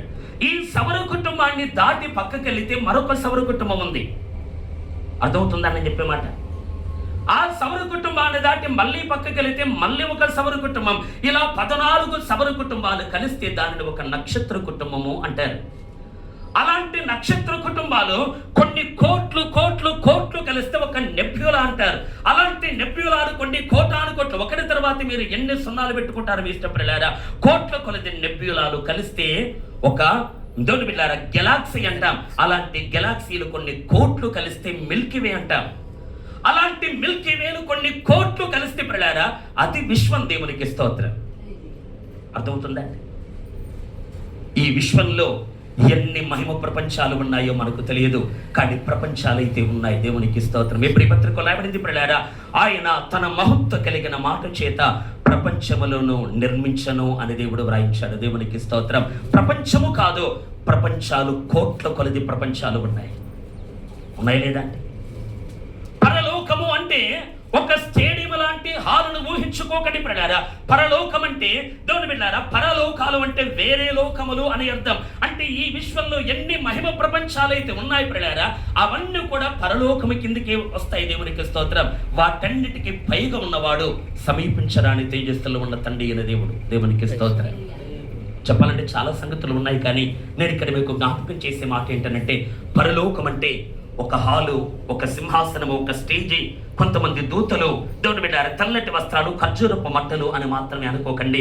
మనం పరలోకానికి వెళ్ళిపోయిన తర్వాత యేసయ్యతో కలిసి మనము నూతన ప్రపంచాలను కనబోతున్నాం. దేవునికి స్తోత్రం. అర్థమవుతుందా? హవ్వను దేవుడు ఎందుకు చేశాడు? ఆదాముకు సహకారిగా ఉండి లోకాన్ని నిండించాలంటే అర్థం ఏంటండి? ప్రేమ అనే ఫలం ఫలించాలి, నీతి అనే ఫలం ఫలించాలి, మంచితనం అనే ఫలం ఫలించాలి. ఫలం అంటే మనకు గణిత పత్రిక 5 ఉడకపోతాం మనం. మీరు ఫలించండి, భూమిని విస్తరించండి అని దేవుడు ఆదాములతో అన్నాడా లేదా? అంటే వారు ఏం ఫలించాలి? భూమంతటా ప్రేమను, భూమంతటా నీతిని, భూమంతటా సమాధానం ఫలిస్తే కుదరదు పిల్లారా, సంతానాన్ని ఫలించాలి. అక్కడ ఫలించడం అంటే అర్థం ఏంటండి? ఆత్మ ఫలం కాదు, భౌతిక ఫలం. అక్కడ కుమారులను కుమార్తెలను కనండి అని దేవుడు దీవించాడు. అలాగే నేనంటాను, కడపటి ఆదామైన యేసయ్యను మనము కట్టుకున్న తర్వాత మనము కూడా ఆ కడపటి ఆదామనబడుతున్న యేసుకు మనం భారీగా మార్చబడ్డ తర్వాత మనము నూతన ప్రపంచాలను కనబోతున్నాం. దేవునికి స్తోత్రం. హల్లెలూయా. యేసుతో కలిసి మనము నూతన సృష్టిలో మనము పాలు పొందబోతున్నాం. ఈ భూమి మీద ఉన్నప్పుడు పిల్లారా మనము సృజింపబడిన వారము, కానీ మనము యేసయ్యకు భారీగా మార్చబడ్డ తర్వాత మనము యేసుతో సృష్టికర్తలుగా మారబోతున్నాం. ఈ మాటలు మీకు అర్థమవుతున్నాయో లేదో? ప్రతిదానికి వాక్యంలో ఆధారం ఉండి నేను మాట్లాడుతున్నాను. దేవుని పిల్లలారా, నూతన లోకాలను మనము సృజించబోతున్నాం. నూతన జీవరాశులను మనము యేసయ్యతో పాటు కలిసి పిల్లలారా ఆయనకు సహకరించి, ఆయనకు సహకారులుగా ఉండి పిల్లలారా ఆయన చేయబోతున్న ప్రతి పనిలో మనం పాలు పంచుకోబోతున్నాం. మెట్టుకు చెప్పాలంటే పరలోకం అంటే కోటాను కోటాను కోటాను కోట్ల కొలది మహిమ ప్రపంచాలు కలిగిన ఒక సమూహం. అది పరలోకం. దేవునికి స్తోత్రం. అర్థమవుతుందా? భూమి అంటే అర్థం ఏంటండి? భూమి అంటే చిన్న మాటగా మనకు అర్థమవుతుంది, కానీ భూమి అంటే అర్థం ఏంటంటే పిల్లారా మీకు సింపుల్గా మీరు గ్రహించే మాటలు చెప్పాలంటే చాలా గల్లీలు కలిగిన దానిని ఒక గ్రామం అంటారు. ఒక ఊరు అనేది ఏంటంటే చెప్పండి, చాలా వీధులు, చాలా గల్లీలు, చిన్న చిన్న గల్లీలు, చిన్న చిన్న వీధులు ఉన్న దాన్ని ఒక ఊరు అంటాం. అనేక ఊర్లు కలిస్తే ఒక మండలం అంటాం. అనేక వందలాది మండలాలు కలిస్తే ఒక జిల్లా అంటాం. వందల కొలది జిల్లాలు కలిస్తే ఒక రాష్ట్రం అంటాం. వందల కొలది రాష్ట్రాలు కలిస్తే ఒక దేశం. వందల కొలది దేశాలు కలిస్తే ఒక భూమి. అలాగే పరలోకము అంటే అర్థం ఏంటంటే కోటాను కోటాను కోట్ల కొలది ప్రపంచాల మిళితమే పరలోకం. దేవునికి స్తోత్రం. వాటన్నిటిని మనము ఏలబోతున్నామండి. అర్థమవుతుందని మాట ఎందుకు చెప్తానంటే, ఆదము హవ్వలకు దేవుడు ఎలాగైతే ఈ భూమిని ఏలుమని దేవుడు ఆదేశించాడో, ఈ రోజు మనకు కూడా సకల విశ్వాన్ని పిల్లారా యేసుతో కలిసి మనము ఏలబోతున్నాం. అంతటి గొప్ప ధన్యత ఎవరికి దొరుకుతుందంటే, యేసుకు పేరుకు భక్తి చేసే వారికి దొరకదు, యేసులో నుండి పుట్టిన వారికి దొరుకుతుంది ధన్యత. దేవునికి స్తోత్రం. అందుకే మనం ఏం కావాలి? నేను యేసులో ఒక నూతన జన్మ అనుభవాన్ని పొందాలి అనే తాపత్రయం మన బ్రతుకుల్లో ఉండాలి. ఒక దాహం మన జీవితాల్లో ఉండాలి. గమనిస్తున్నారా? గమనించండి దేవుని పిల్లలారా, ఆదాము హవ్వలు నేను మళ్ళీ మాట్లాడుతున్న మాట ఏంటంటే 100 ఏళ్ళు, సుమారు 100 ఏళ్ళు వారు ఏదైనా తోటలో పాపము లేకుండా బ్రతికారు. అన్ని ఏళ్ళు దేవుడు వారి దగ్గరకు వచ్చి ఏం మాట్లాడుంటాడు? పనికరాని కబుర్లు కాదు, తన మనస్సులో ఉన్న మర్మాలను దేవుడు తన కుమారుడైన ఆదాముకు చెప్పుంటాడు. దేవునికి స్తోత్రం. తేజో నక్షత్రం ఆ వేకువ చుక్క అని సాతాను గురించి మనం విన్నాం కదా. వాడికి చాలా సంగతులు దేవుడు బయలుపరచలేదా? అంటే ఒక సేవకుడు అనబడుతున్న దేవదూతకి దేవుడు ఎన్ని సంగతులు చెబితే, ఆదాము దేవునికి సేవకుడు కాదు, దేవునికి కుమారుడు. మరి కుమారునికి ఎన్ని సంగతులు చెప్పుంటాడు దేవుడు? చెప్పుంటాడా లేదా? అర్థమవుతుందన్నమాట. ఇంట్లో ఉన్న పనివాడికే చాలా సంగతులు యజమాని చెబితే, మరి కన్న కొడుకు ఎన్ని సంగతులు చెప్పుంటాడు? అంటే 100 ఏళ్ల కాలంలో పిల్లారా పరలోక మర్మాలు ఆదాము నేర్చుకున్నాడు దేవుని వద్ద. ఇంకా సింపుల్ గా చెప్పాలంటే ఆయా లోకాలలో ఉన్న వారు కూడా పిల్లారా తేజోవాసులు, ఆత్మలు మనబడుతున్న ఆ దేవదూతల ఆదాముతో సహవాసం చేయడానికి వస్తూ పోతూ ఉండేవారు. ఈ సంగతులు యోగ గ్రంథంలో వ్రాయబడ్డాయి.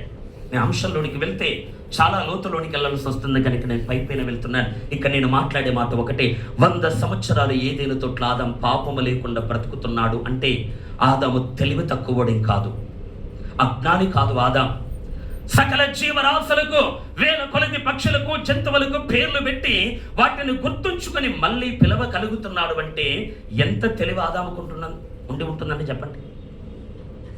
మన సంఘములో 100 మంది విశ్వాసులు ఉన్నారనుకోండి, ఒక 6 నెలలు దాటితే ఎవరి పేరేంటో మనం మర్చిపోతాం. నిజమా కాదా? బ్రదర్ మీ పేరేంటో ఉండే కదా అని అడుగుతాం మనం. నిజమా కాదా? కానీ ఆదాము వేల కొలది జీవరాశులకు పేర్లు పెట్టి వాటిని జ్ఞాపకం పెట్టుకొని పిలవగలుగుతున్నాడంటే ఆదాము తెలివైనోడా కాదా? ప్రపంచాన్ని ఏలుతున్నాడు ఆదాము. ఒక దేవుని బిడ్డలారా, వార్డు ఏలేటువంటి వార్డు మెంబరే తెలివైనోడైతే, గ్రామాన్ని ఏలే ప్రెసిడెంటే తెలివైనోడైతే, రాష్ట్రాన్ని ఏలే చీఫ్ మినిస్టర్ చీఫ్ మినిస్టర్ తెలివైన వాడైతే, పిల్లారా లోకాన్ని ఏలుతున్న ఆదాము ఎంత తెలివైనోడు? జ్ఞానవంతుడా కాదా? చాలా జ్ఞానం ఉన్నవాడు మొదటి ఆదాం. నేను ఈ మాటలన్నీ ఎందుకు చెప్తానంటే, ఎంత జ్ఞానము కలిగిన ఆదాం, అనేక సంగతులు నేర్చుకుంటున్న ఆదాం, పరమ తండ్రి మర్మాలను బయలుపరిచి పరమ తండ్రితో దాదాపు 100 ఏళ్ళు సహవాసం చేసిన ఆదాం ప్రియులారా, ఈ నిషిద్ధమైన పండును మోసగించబడకుండా ఎందుకు తిన్నట్టు అనేది నా ప్రశ్న. అర్థమవుతుందా? వేరే పండు అనుకుని ఈ పండు తిన్నాడు అనకండి. అది మంచి చెడ్డలు తెలివినిచ్చే ఫలమని ఆదాముకు తెలుసు. హల్లెలూయా. ఈ పండు నిషేధించబడింది అని ఆదాముకు తెలుసు. ఈ పండు తినకూడదు అనే సంగతి ఆదాముకు తెలుసు ప్రియులారా. ఎందుకంటే ఆదాము మోసపోకుండా పండు తిన్నాడు. అవును కదా? అర్థమవుతుందా? అంటే ఈ పండు తింటే వచ్చే పర్యావసనం ఏంటో ఆదాముకు తెలుసు. ఈ పండు తినకపోతే వచ్చేటువంటి పరిస్థితి ఏంటో ఆదాముకు తెలుసు. అందుకే నేను అడిగాను ప్రియులారా, అవ్వ మాత్రమే పండు తిన్నది, ఆదాము తినలేదు అనుకోండి, ఎలా ఉండేది చరిత్ర? ఆ ప్రశ్నకు బదులు చెప్పండి. అవ్వ ఒక్కతే తిన్నది, ఆదాం గారు దాన్ని తృణీకరించాడు అనుకోండి, ఎలా ఉండేది పరిస్థితి? అవ్వకేం జరిగేది చెప్పండి? పాపం చేసింది కనుక శిక్ష వచ్చేది అవ్వ మీదకి. ఆదాం పాపం చేయలేదు కనుక శిక్ష వచ్చేది కాదు. అంటే ఆదాము నుండి అవ్వ వేరైపోయి నరకానికి వెళ్ళిపోయేది. అప్పుడు దేవుడు ఏం చేసేవాడు? మళ్ళీ వీలైతే మళ్ళీ ఎముకన తీసి మళ్ళీ ఓ భార్యను చేసేవాడు. అవును కదా? ఆ భార్యను కాస్త జాగ్రత్తగా ఆదాము గారు చూసుకునేవారు. కానీ ఆదాము యొక్క తలంపు ఏంటో తెలుసా? అవ్వ మాత్రమే నా భార్య, నాలో నుండి తీయబడ్డ నా భార్య, నా ఎముకలలో ఒక ఎముకగా, నా మాంసములు మాంసముగా నా నుండి నిర్మించబడ్డ నా భార్య, 100 ఏళ్ళు కాపురం చేసిన నా భార్య, నేను నా భార్యని ప్రేమించడానికి నేను బద్ధున్నై ఉన్నాను అనేటువంటి ఆజ్ఞని శిరస పాటిస్తున్న ఆదాం ప్రియులారా, ఈ అవ్వ గనక ఎందుకు ఈ పండు తిన్నది, నేను గనక పండు తినకపోతే ఇక అవ్వ నా బ్రతుకులో ఎప్పటికీ నాకు దక్కకుండా నాకు దూరమైపోతుంది అని ఆలోచించాడు ఆదాం. హల్లెలూయా. నేను ఈ మాట ఎందుకు చెబుతున్నాను అనంటే, ఆదాము అజ్ఞాని కాదు, ఆదాము చాలా జ్ఞానం కలిగిన దేవుని బిడ్డలారా, మహాజ్ఞాని. దేవునికి స్తోత్రం. హల్లెలూయా. ఇప్పుడు ఆదాము తలంపు ఏంటంటే, హవ్వ పండు తిన్నది, నేను పండు తినకపోతే ఇక హవ్వను నేను నిత్యత్వం కొరకు పోగొట్టుకోవాలి. నాకు కొత్త భార్య దొరుకుతుందేమో కానీ నా నుండి తీయబడ్డ, నా ప్రేమను పంచుకున్న, నేను ఇష్టపడ్డా, ఎందుకు నేను హత్తుకున్న ఈ 100 ఏళ్ళు కాపురం చేసిన నా భార్య నా నుండి వెళ్ళిపోతుంది. ఇది ఆదాముకు నచ్చలేదు. అప్పుడు ఆదాం ఏం చేశాడు తెలుసా ప్రియులారా? ఈ పండు నేను తింటే నేను హవ్వతో పాటు అపరాధిగా మారుతాను, నేను హవ్వతో పాటు శిక్షావిధికి లోనైపోతాను. కానీ దేవాతి దేవుడు ఏదో విధంగా మా పాపాన్ని పరిహరిస్తాడు. ఈ లోకములో కొద్ది రోజులు మాకు ఇబ్బంది కలిగినా కూడా మేము నిత్యత్వంలో ఉంటామని ఒక తలంపు ఆదాము లోపల మెదులుతుంది. దేవునికి స్తోత్రం. నేను సింపుల్ గా చెబుతాను ప్రియులారా, మోసపోకుండా ఆదాం పండు ఎందుకు తిన్నాడు అనంటే, హవ్వను ప్రేమించాడు గనక తిన్నాడు. దేవునికి స్తోత్రం. హవ్వను పోగొట్టుకోవటం ఇష్టము లేక తిన్నాడు. ఎలా చెప్పగలండి అని మీరు అనొచ్చు దేవుని ప్రియులారా. నేనంటాను దేవుని సంగమా, యేసు క్రీస్తు పాపి ఆ నీతిమంతుడా? చెప్పండి. నీతిమంతుడే, కానీ ఆయన పాపిగా ఎంచబడ్డాడా లేదా? మన కదా. క్రీస్తు మన నిమిత్తము పాపము ఆయను అంటాడు కొరింథీ పత్రికలో. పరమ తండ్రి ప్రియులారా, యేసును ఎందుకు మరణ దండనకు అప్పగించాడు అంటే, ఆయన పాపిగా కనబడుతున్నాడు గనుక. పరమ తండ్రి యేసు చెయ్యని ఎందుకు విడిచిపెట్టాడు ప్రియులారా? ఎందుకో నా తండ్రి, నా దేవా, నా దేవా, నా చెయ్యి ఎలా విడిచితివన్నాడు ప్రియులారా? అంటే పరమ తండ్రి యేసయ్య చేతును ఎందుకు విడిచిపెట్టాడు? యేసు పాపిగా ఎంచబడ్డాడు గనుక, యేసు పాపిగా కనబడుతున్నాడు గనుక, యేసు క్రీస్తు దోషము కలిగిన వాడుగా కనిపిస్తున్నాడు గనుక, ఆయన ఏ పాపము చేయలేదు ప్రియులారా. కానీ మన పాపాన్ని ఆయన తన మీద వేసుకున్నాడు గనక పాపిగా మార్చబడ్డాడు. యేసయ్య పాపిగా ఎంచబడ్డాడా లేదా? ఎంచబడ్డాడు. ఆయన పాపం చేయలేదు కానీ పాపిగా ఎంచబడ్డాడు. అలాగే నేనంటాను ప్రియులారా, ఆదాము మోసగించబడలేదు కానీ హవ్వ యొక్క శిక్షా విధిలో ఆదాం పాలు పొందుకున్నాడు. ఇంకా మీకు అర్థం కావాలి అంటే, మానవ జాతి తప్పు చేసినప్పుడు దేవుడు మానవ జాతిని పూర్తిగా పాపంలో పడిపోయిన మానవ జాతి అంతటిని కట్టకట్టే నరకములో పడవేయవచ్చు. కానీ దేవుడు ఏం చేశాడు? దేవునికి ఆ సామర్థ్యం ఉందా లేదా?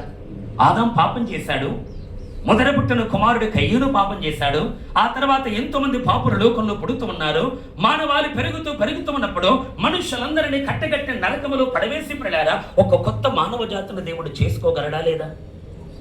చేసుకోగలడా లేదా? కానీ యేసయ్య చేశాడాలా? ఏ మానవుడు పతనమైపోయాడో ఆ మానవుని రక్షించడానికి ఆయన కూడా పాపపు దండన తన మీదకి తెచ్చుకున్నాడు. దేవునికి స్తోత్రం. హల్లెలూయా. అంటే నన్ను కొనుక్కొనడానికి, నన్ను దక్కించుకొనడానికి, నిన్ను దక్కించుకొనడానికి యేసయ్య ప్రియులారా ఎందుకు మన పాప శిక్షను భరించడానికి ఎలా సిద్ధపడ్డాడో హవ్వను దక్కించుకొనడానికి కూడా ఆదాము శిక్షా విధిలో పాలు పొందడానికి సిద్ధపడ్డాడు. దేవునికి స్తోత్రం. ఆదాములో ఉన్న తలంపు ఒకటే, నేను పండు తినకపోతే నాకు కొత్తవ్వ దొరుకుతుందేమో, కానీ నా ప్రేమను ఈమెకి పంచాను గనక నాకు ఈమె కావాలి అనుకుని ప్రియులారా ఆమెను దక్కించుకొనడానికి మోసపోకుండా పండు తిన్నాడు గనుక ప్రియులారా ఆ తర్వాత కాలంలో హవ్వను దొరికిలారా ఆదాము సంపాదించుకోగలిగాడు. అలాగే నేనంటాను ప్రియులారా, కడపటి ఆదాము అనబడుతున్న యేసు క్రీస్తు కూడా నీ కొరకు నా కొరకు ఏ పాపమే లేని ఆయన పాపముగా చేయబడ్డాడు. దేవునికి స్తోత్రం. అపరాధిగా ఎంచబడ్డాడు. ప్రియులారా మనల్ని పూర్తిగా నరకములో వేసి కొత్త మానవుని దేవుడు చేసుకునే స్థాయి దేవునిలారా అధికారము అథారిటీ దేవునికి ఉన్నా కూడా ఆయన మనల్ని కావాలి అనుకుని ఎంచుకున్నాడు కనుక ప్రియులారా మన కొరకు శిక్షా విధిని భరించాడు ఆయన. అర్థమవుతుందా అండి? కడపటి ఆదాము అనబడుతున్న యేసయ్య కడపటి హవ్వ అనబడుతున్న సంఘాన్ని దక్కించుకొనడానికి సంఘము కొరకు ప్రియులారా ఆయన పాపముగా చేయబడ్డట్టుగా హవ్వను దక్కించుకొనడానికి ఆదాము కూడా దొనివిలారా పాపిగా ఎంచబడ్డానికి ముందుకొచ్చాడు. హల్లెలూయా. అతడు మోసగించబడకుండా ఎందుకు తిన్నాడు పండు అనంటే ఒకటే జవాబు ప్రియులారా, హవ్వను ప్రేమించాడు గనుక. దేవునికి స్తోత్రం. అటువలే క్రీస్తు కూడా మనల్ని ప్రేమించినందుకే కదా మన కొరకు అన్నీ సహించాడు. అవును కదా? మనల్ని ప్రేమించాడు గనక, మనల్ని దోనబిడ్డారా కావాలి అనుకుంటున్నాడు గనక, మనల్ని దోనబిడ్డారా తన ఉన్నతమైనటువంటి సంకల్పం చేత ఆయన పిలుచుకున్నాడు గనక ఒక కొత్త మానవాళి కొరకు ఆయన ప్రాకులాడకుండా పాడైపోయిన మానవ జాతిని తిరిగి బాగు చేయడానికి ప్రణాళిక కలిగి ప్రియులారా నన్ను దక్కించుకొనడానికి, నిన్ను దక్కించుకొనడానికి యేసయ్య పాపిగా ఎంచవలేదా? హవ్వను దక్కించుకొనడానికి ఆదాము కూడా పాపిగా చేయబడ్డాడు. దేవునికి స్తోత్రం. ఎందుకంటే ఆదాము ఎవరికి గుర్తు? యేసయ్యకు గుర్తు. దేవునికి స్తోత్రం. ఆదాములో జరిగిన చరిత్ర యేసు క్రీస్తులో కూడా జరిగిన కొన్ని సంగతులు మనం చూస్తాం. హల్లెలూయా. ఆదాము మోసపోకుండా హవ్వ శిక్షా విధిలో పాలు పొందుకున్నట్టుగా యేసయ్య కూడా సాతాను చేత మోసపోకుండా మనందరి శిక్షా విధిలో పాలు పొందుకున్నాడు. దేవునికి స్తోత్రం. మన భారాన్ని ఆయన ఎత్తుకున్నాడు, మన శాపాన్ని ఆయన ఎత్తుకున్నాడు, మన యొక్క అతిక్రమాలకు రావలసిన శిక్షా విధిని ఆయన పొందుకున్నాడు. ప్రియులారా ఎందుకు? నిన్ను కోల్పోవటం ఆయనకి ఇష్టము లేక, నిన్ను పోగొట్టుకోవటం ఆయనకి ఇష్టము లేక ప్రియులారా మనందరి అపరాధముల్లో పాలు పొందడానికి, శిక్షలో పాలు పొందడానికి ప్రియులారా ఆయన మన నిమిత్తమే పాపముగా చేయబడ్డాడు. అంటే ఒక కోణములో చెప్పాలంటే కడపటి ఆదాము కూడా పండు తిన్నట్టే లెక్క. దేవునికి స్తోత్రం. యేసయ్య కూడా పండు తిన్నట్టే లెక్క. అంటే యేసయ్య కూడా మన పాపములో పాలువాడుగా మార్చబడ్డట్టు లెక్క.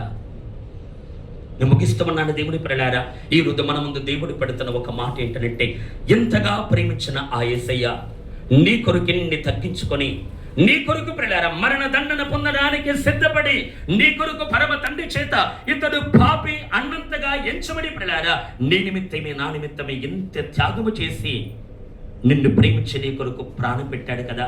ఇప్పుడు యేసయ్య ఏమంటున్నాడు అంటే, నీవు మోసపోకుండా చూసుకో. దేవునికి స్తోత్రం. ఈరోజు మనం అందరం ఏం చేద్దాం? నా నిమిత్తమే ఎంతగా ప్రేమించిన నా యేసయ్యను నేను హత్తుకోవాలి తప్ప ఆయన నుండి నేను విడిపోకూడదు, నేను మోసగించబడకూడదు అని ప్రియులారా మన జీవితాన్ని దేవునికి అప్పగిద్దామా? ఒక్క మాట అంటే ఒక్క మాటే గుర్తు చేసి ముగిస్తాను. దేవుని ప్రియులారా హవ్వమ్మ 100 ఏళ్ళు మోసపోలేదు, కానీ ఒకానొక దినమని ఎందుకు మోసపోయిందంటే మనం గమనించగలి ప్రియులారా ఆదాములో నుండి హవ్వ తీయబడ్డ తర్వాత పురుషుడు స్త్రీ హత్తుకొని ఒకే మార్గంలో సాగిపోతున్నారు. హవ్వ దేవుని బిడ్డలారా ఆదాము ఎటు వెళ్తున్నాడో అటే వెళ్తుంది హవ్వ. అంటే విడవకుండా ఆదామును అనుసరిస్తూ ఉన్న హవ్వ ఒకానొక దినమని ప్రియులారా ఆదాము వెళ్ళిన చోటుకు వెళ్ళకుండా తన స్వంత త్రవులోనికి వెళ్ళిపోయింది హవ్వ. దేవునికి స్తోత్రం. పండు తిన్న దినమని ఏం జరిగిందండి? పండు హవ్వ తింటున్నప్పుడు ఆదాము అక్కడ లేడు, ఉన్నాడండి. స్త్రీతోనే సర్పం మాట్లాడుతున్నాడు, ఇది నిజమా అని. అంటే ఆదామును దొనవిలార విడిచింది గనక, ఆదాముకు వేరైపోయింది గనక, ఆదామును హత్తుకోకుండా, ఆదామును వెంబడించకుండా, ఆదాముకు కాస్త ఎడమ దొనవిలార కలిగింది గనక సాతాను చేత మోసగించబడేటువంటి స్థితిలోనికి వెళ్ళిపోయింది హవ్వ. అలాగే నేనంటాను ప్రియులారా ఈ కడవరి కాలములో మనం మోసపరచబడకూడదు అంటే మనం ఏం చేయాలో తెలుసా? ఏ యేసయ్య మనల్ని కన్నాడో ఆ యేసయ్యను ఎల్లవేళలా హత్తుకొని జీవిద్దాం. మనం దేవునికి స్తోత్రం. ఏ కష్టం కలిగినా ఆయనని వెంబడిద్దాం, ఏ ఇబ్బంది కలిగినా ఆయనని వెంబడిద్దాం. ఎన్ని ప్రతికూల పరిస్థితులు కలిగినా ఆదాము అనబడుతున్న యేసులో నుండి తీయబడ్డ భారీగా ఉన్న మనమందరి పిల్లారా, మన స్వపురుషులు అనబడుతున్న యేసును మనం హత్తుకొని జీవించగలిగితే, ఆయనకు మనకు మధ్యలో ఎడబాటు కలగకపోతే పిల్లారా, నీవు మోసగించబడవు అనేటువంటి మాట గమనించు. యేసుకు వేరైపోతున్నామా? యేసుకు దూరమైపోతున్నామా? యేసుకు ఎడబాటి పిల్లారా, మనం మన మార్గంలోనికి వెళ్ళిపోతున్నామా? అంటే యేసయ్యకు మనకు మధ్యలో గ్యాప్ ఏర్పడితే, ఎడబాటు కలిగితే పిల్లారా, సాతాను మధ్యలో దూరడానికి వీలు కలుగుతుంది. కనుక మనం ఏం చేద్దామండి? ఏ పరిస్థితి అయినా యేసును హత్తుకొని మనము జీవిద్దామండి. పౌలు గారు అనలేదా రోమాపత్రికలో, క్రీస్తు ప్రేమ నుండి మమ్మల్ని ఎవరు ఎడబాపగలరు? ఎత్తైనా లోతైనా, ఉన్నవైనా రాబోయేవైనా, ఖడ్గమైనా కరువైనా, రాజులైనా అధికారులైనా, శ్రమైనా ఉపద్రవమైనా, యేసయ్య ప్రేమలో నుండి నన్ను ఎవడు ఎడబాపగలడని పిల్లారా పౌలు గారు సవాలు చేసి మాట్లాడుతున్నట్టుగా, యేసును ఎడబాయని వారిగా మనం బ్రతుకుదుముగాక. హల్లెలూయా. అన్ని పరిస్థితుల్లో యేసును హత్తుకొని మనము జీవించగలిగితే, ఆయన వాక్యముతో సంబంధాన్ని కలిగి మనము జీవించగలిగితే, సహవాసముతో నిలిచి ఉండగలిగితే, వింటున్నా నేర్చుకుంటున్న ఉపదేశములో మన జీవితాలను స్థిరపరుచుకోగలిగితే, నేనంటాను పిల్లారా, ఇవన్నీ మనము యేసును హత్తుకొని ఉన్నట్టు లెక్క. ఇవన్నీ మనం పాటిస్తే అర్థమవుతుందా? ఇప్పుడు నెల రోజులకు ఒక్కసారి ఆరాధన అంటే నీకు యేసుకు మధ్యలో ఎడబాటు కలుగుతుంది అని అర్థం. వాక్య ధ్యానం పిల్లారా, ఇదిగో చేసి సంవత్సరాలు గడిచిపోయింది అని అంటే, వాక్యాన్ని చదవట్లేదు అని అంటే నీకు యేసుకు ఎడబాటు కలుగుతుంది అని అర్థం. ప్రార్థన మానేసావంటే నీకు యేసుకు ఎడబాటు కలుగుతుందని అర్థం. ఆదాముకు హవ్వ వేరైపోయింది కనుక మోసగించబడ్డట్టుగా నీవు యేసుకు వేరైపోతే మోసగించబడతావు. అర్థమవుతుందండి? ప్రార్థన లేదు అంటే నీవు యేసుకు దూరం అయిపోతున్నట్టు లెక్క. సహవాసము లేదు అంటే నీవు యేసుకు దూరం అయిపోతున్నావు. వాక్య ధ్యానము లేదు, పరిశుద్ధాత్మ నింపుదల లేదు పిల్లారా. ఇదిగో సంఘం యొక్క అభివృద్ధి కొరకు పాటుపడే తత్వం మనకు లేదు. ఏదో ఎప్పుడు ఒకసారి మనం గుర్తొచ్చినప్పుడు మందరు అడుగుస్తున్నాం పోతున్నామంటే, నేను మళ్ళీ చెబుతున్నాను పిల్లారా, ఆదాము హవ్వకు ఎడబాటు కలిగినట్టుగా నీకు యేసుకు మధ్యలో ఎడబాటు కలుగుతుంది అని అర్థం. ఈ ఎడబాటే నీవు మోసగించబడడానికి ఆస్కారంగా మారుతుంది. కనుక మన తీర్మానం ఏంటంటే, ముగింపులో యేసయ్య ఏ పరిస్థితి కలిగినా నీలో నుండి మాత్రమే నేను వేరు కాకుండా నిన్ను హత్తుకొని జీవిస్తాను. హల్లెలూయా. వస్త్రాలు ఉన్నా లేకపోయినా, కరువున్నా లేకపోయినా, ఆరోగ్యం ఉన్నా లేకపోయినా, ఎత్తైనా లోతైనా, ఉన్నవేనా రాబోవేనా, ఏ పరిస్థితి మన జీవితంలో కలిగిన పిల్లారా, ఆ యేసయ్య ప్రేమలో మనము మిళితమై ఉందముగాక. యేసుకు మనం వేరు కాకుండా ఉంటే మనం మోసగించబడే ఛాన్స్ తగ్గిపోతుంది. దేవునికి స్తోత్రం. కనుక చెప్పండి పిల్లారా, మోసగించబడకుండా ఉండడానికి మీ జీవితాన్ని అప్పగిస్తారా? చెప్పండి. అప్పని ప్రేమించి ఆదాం సాహసము చేసి పండితున్నట్టుగా నన్ను ప్రేమించి నా యేసయ్య నా కొరకు సిలువను ఎక్కాడు. దేవునికి స్తోత్రం. హల్లెలూయా. పిల్లారా, ఆదాం పండు తింటున్నప్పుడు హవ్వ మీద ప్రేమ గుర్తుకొస్తుంది. అలాగే యేసయ్య పాప శిక్ష అనుభవిస్తున్నప్పుడు మన మీద ఆయన చూపుతున్న ప్రేమ జ్ఞాపకం వస్తుంది. దేవునికి స్తోత్రం. అంతనే కదా, నన్ను ప్రేమించి నువ్వు చేసావు గనక నిన్ను వీడి నేను ఎక్కడికి వెళ్ళ ప్రభా, నీకు వేరుగా నేను జీవించను ప్రభా. ఎల్లప్పుడూ సహవాసం కలిగి, వాక్య ధ్యానం కలిగి, ఎలతెగని ప్రార్థన జీవితాన్ని కలిగి, సంఘములో ఒక బాధ్యత కలిగిన సభ్యురాలిగా నేను స్థిరంగా నిలిచి ఉంటాను అని పిల్లారా. కడపటి ఆదాము అనబడుతున్న యేసును విడవక ఆయన వెనుకాలి మనం మన జీవిత కాలాన్ని కొనసాగిస్తే మనం మోసగించబడము, మనము యేసుకు నిత్యత్వంలో సహకారులుగా మార్చబడతాం. దేవునికి స్తోత్రం. హల్లెలూయా. ఆ ఉన్నతమైన భాగ్యాన్ని పొందుకొనడానికి ఒకటి మనం చేద్దాం, నేను మోసగించబడతానేమో అని పిల్లారా భయము కలిగి ఉందాం. మోసగించబడకుండా ఉండడానికి ఏం చేయాలో దానిని చేద్దాం. దేవునికి స్తోత్రం. ఈ మాటల ఎదుట మన జీవితాలను ప్రభు చేతులకు అప్పగిస్తూ ప్రార్థన చేద్దాం. దయచేసి మోకరిద్దాం దేవుని పిల్లలారా. యేసయ్యను నమ్ముకున్నందుకు లోక మనల్ని తృణీకరిస్తున్నప్పుడు భయం కలుగుతుంది మనకు. అయ్యో దేవుని పిల్లలారా, ఇది భయపడవలసిన సంగతి కాదు, ఇది ఆనందించే సంగతి. హల్లెలూయా. ఏ